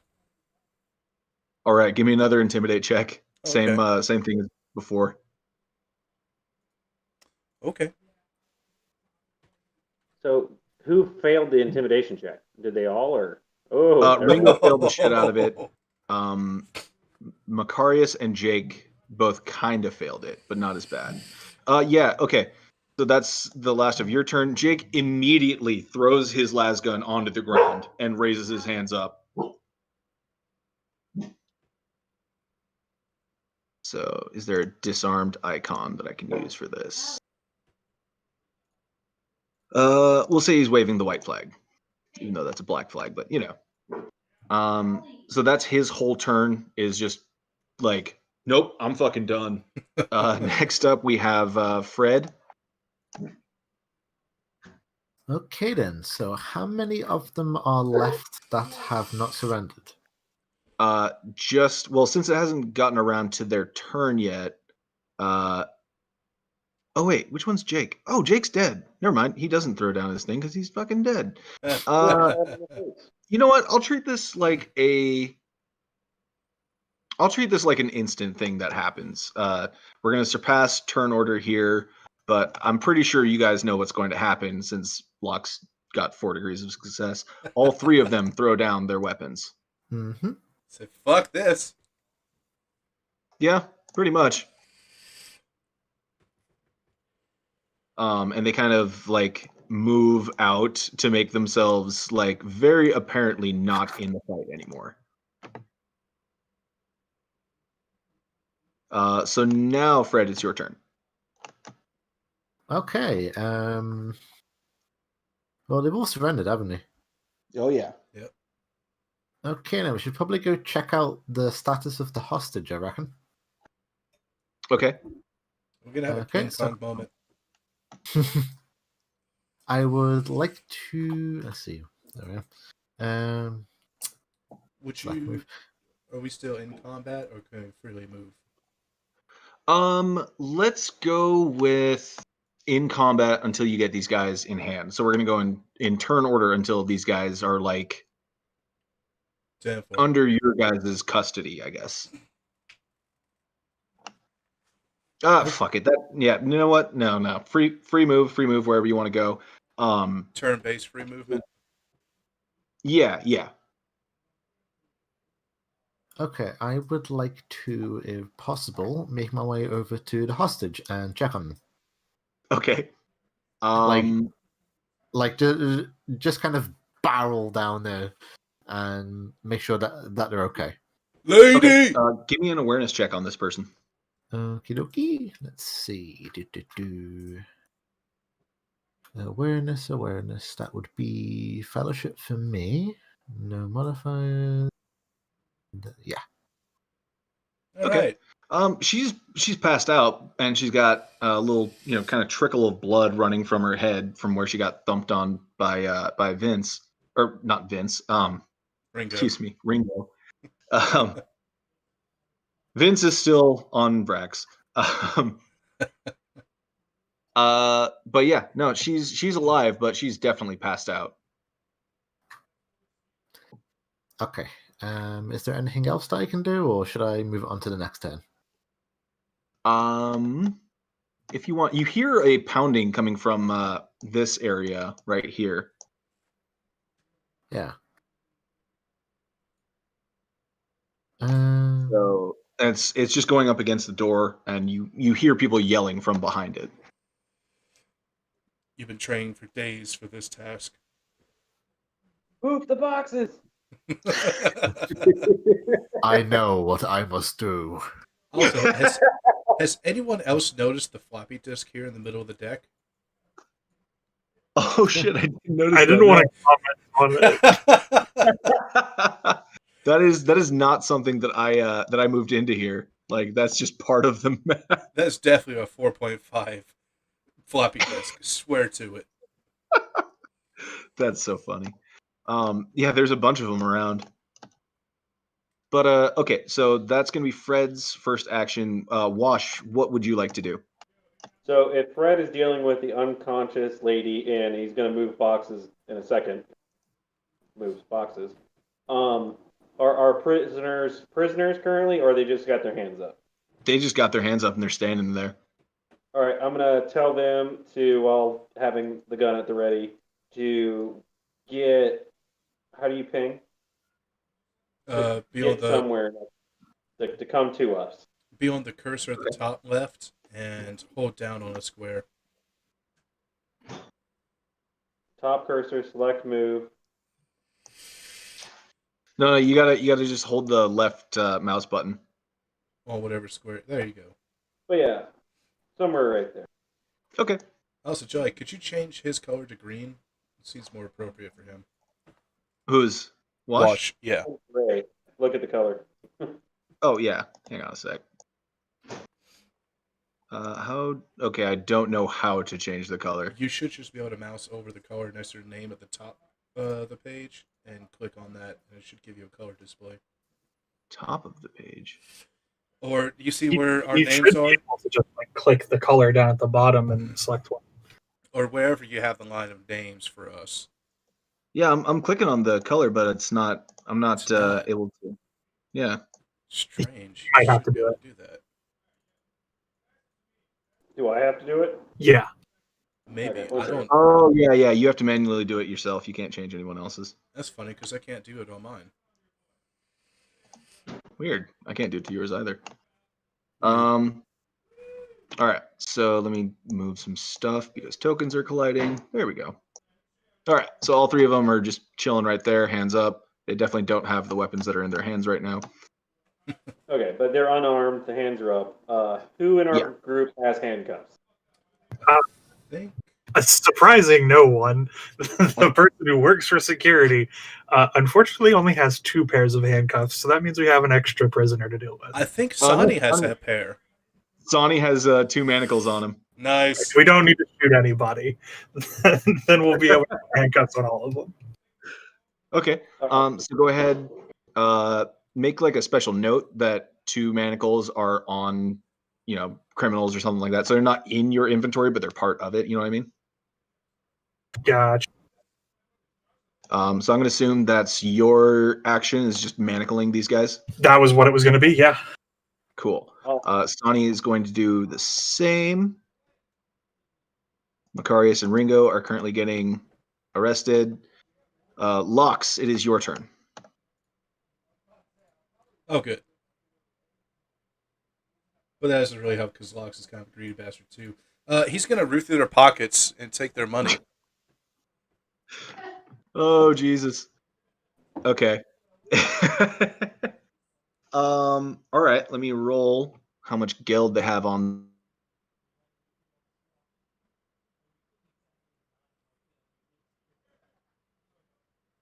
Jolly.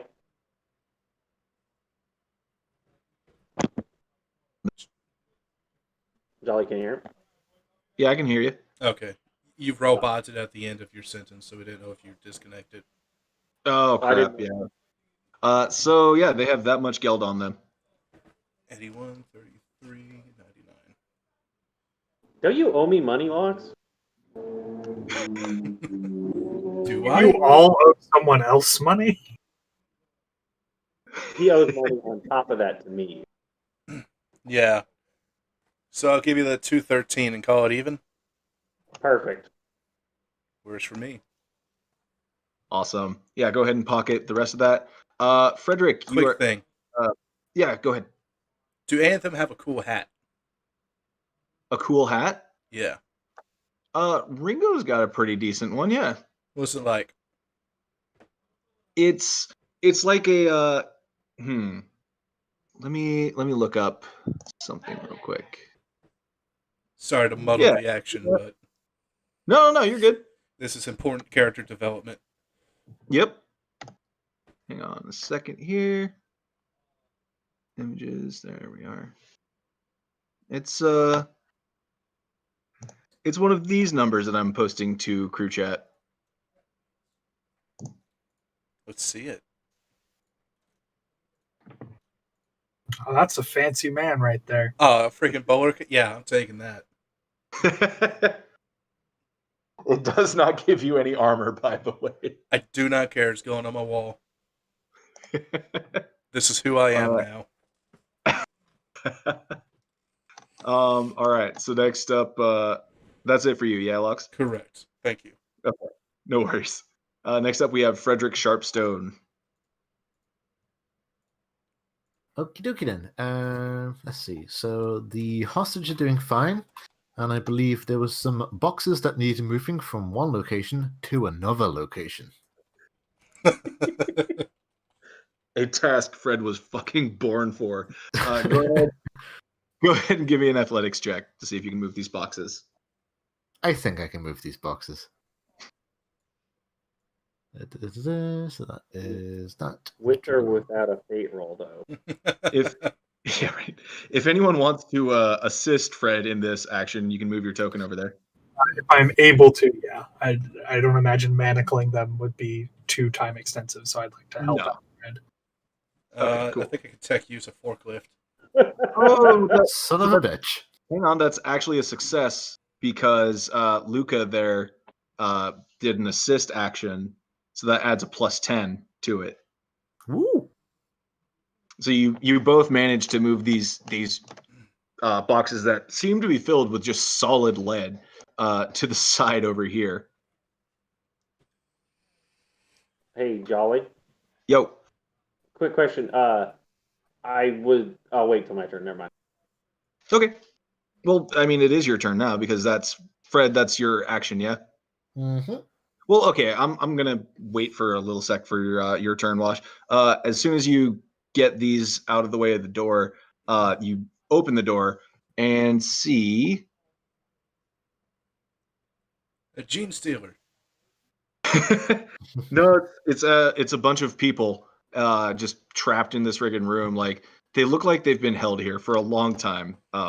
Most certainly against their will. There's like a couple of bathroom buckets in the corner, and just this is not a place where happy things happen.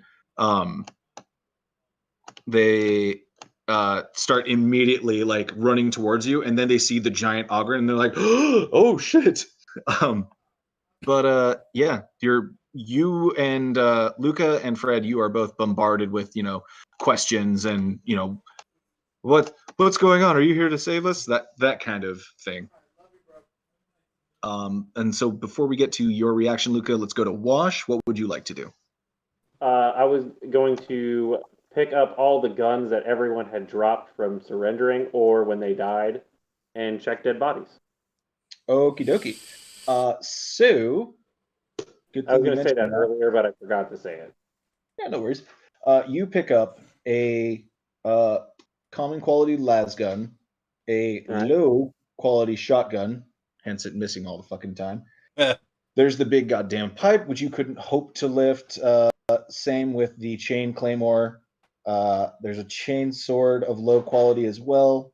The long las is of common quality. And Ringo's bolt pistol is lying on the ground. Sorry, the what?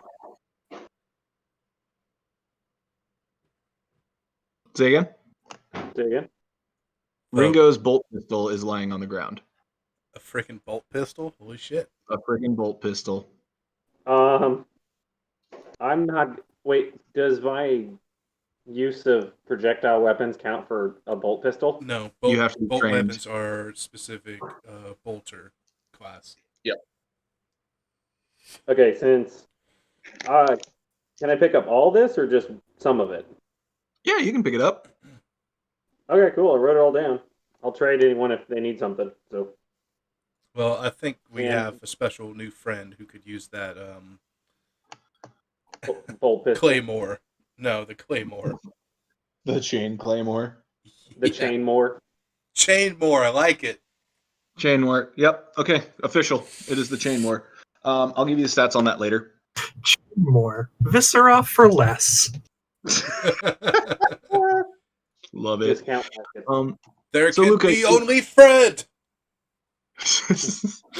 Luca, you are encountering these terrified people coming towards you, kind of looking to you for the answer of, are they now freed?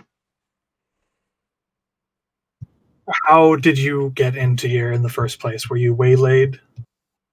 They captured us.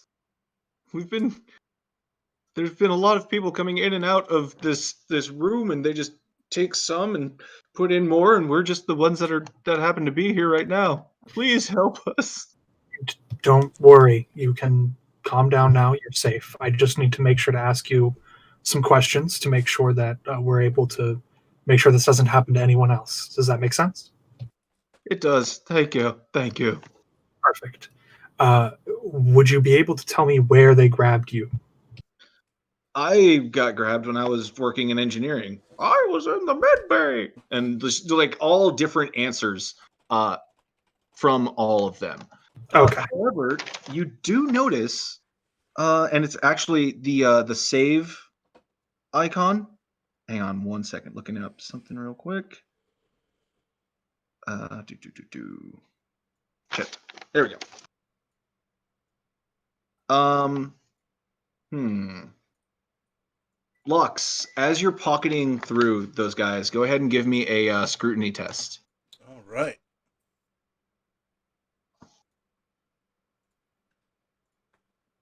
All right. Awesome.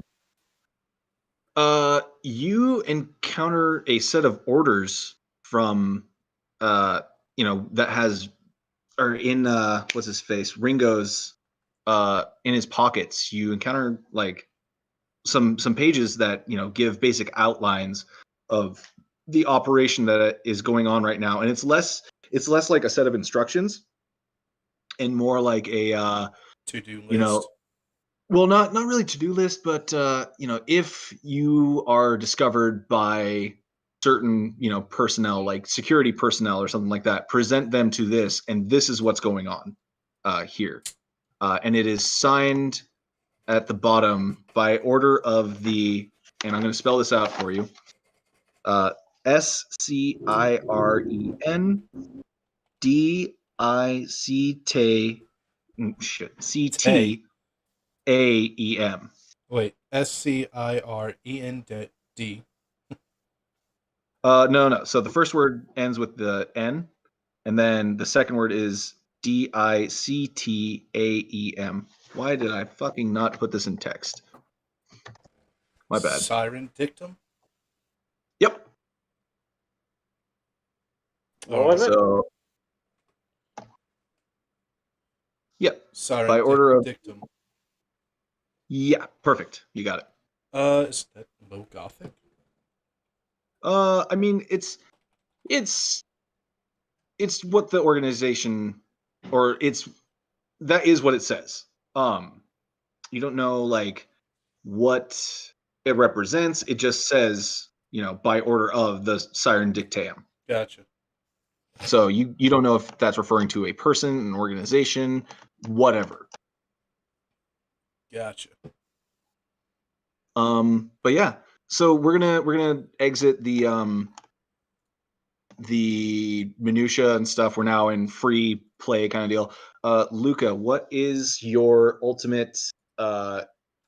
What are your follow-on actions with these people right now? Mostly just kind of. I mean, I gauged where they were taken, which is pretty much everywhere. But like, as much as they can tell me about the circumstances under which they were taken, the circumstances under which they were kept here, and if they've ever seen what happens to the people that come out, or if any of them have come back, which I'm assuming is a no. Right. So in order, the circumstances that are taken is just completely out of the blue, random. They didn't really have any knowledge that they were going to be kidnapped or anything like that, of course.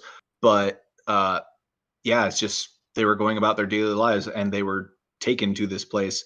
Your second question was their treatment here.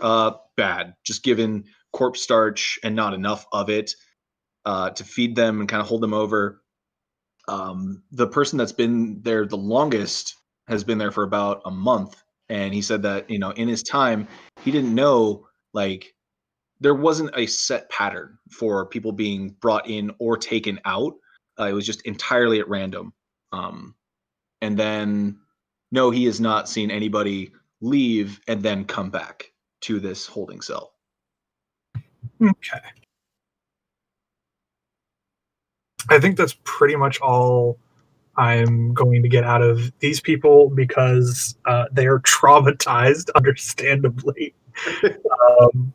And I can't think of any more specific questions to ask them. Did they look, as like a final aside, not as a question to them, but just in general, do they look like they were healthy before they were in here? Like, were these, or were they targeting like healthier looking people, or do all of them just kind of look like run the gamut as far as quality of physical form goes? Yeah, there's, I mean, okay. Give me an awareness check, actually. Or scrutiny, whichever you prefer. Both of them are going to have the same. Or wait, no, I actually have scrutiny. Never mind, we're on that. Okay. These people, you know, their clothes are a bit baggier on them than they otherwise would be, but you know, as far as like facial structure and all that goes, these were beautiful looking people. Like they're, you know, they're better looking on the spectrum of things, and nobody in here is ugly, basically. Good thing to take note of. Thank you. Mm-hmm. Good thing to ask. All right. So, what are you going to do with these people now? And I'm asking this to the party at large. Close the door and ransom them. I think we should probably hand this over to the Arbites of the ship. More than likely, yes. Okay. Are you going to be the ones taking them to the security people? Well, they do have some of our bracelets. Yeah. Oh, you're talking the prisoners. Gotcha. Yeah. I imagine What about for the people in general, they're going to need some form of food and care and what have you. So perhaps sending them to the med bay, just for them to get a once over and everything. I can take them there tomorrow. Sonny chimes in helpfully. revs his chainsword Right. as an indicator? I'm gonna That'll give a charm. easier to carry in pieces. I'm gonna make Sonny do a charm test towards them. Oh god. Oh god. Oh, wow. That's Not less failure than I thought it was going to be. Yeah, honestly. Target of 10. Okay. So kind of to wrap this all up, I'm just gonna to paraphrase the main idea of what I think you guys want to do. Send all these sick people to the sick bay. End up having all these people, or the 3 gang members that you captured, take them to security and have them questioned by them. Right? Yeah. Okay. Do you want to ask them any questions? I'm definitely going to have some questions for them while we're moving towards there. And then I don't know if I'll be able to get access to them afterwards. So I figured I would just ask as many of the questions as possible right now as we're traveling across the ship. Okay, cool. So then we'll just leave off right now because we are at the 4-hour mark. I'm having a terrific time doing this, but I can tell that I know Fred has to go pretty soon. So, Lox, if you want to close out the stream. All right. Well, this was exciting. Thanks for joining us, our 2 new players, Fred and Quinn. This has been fun. And I want to thank everybody for watching now and in the future. And thank you for tuning in yesterday to Channel None. And we hope to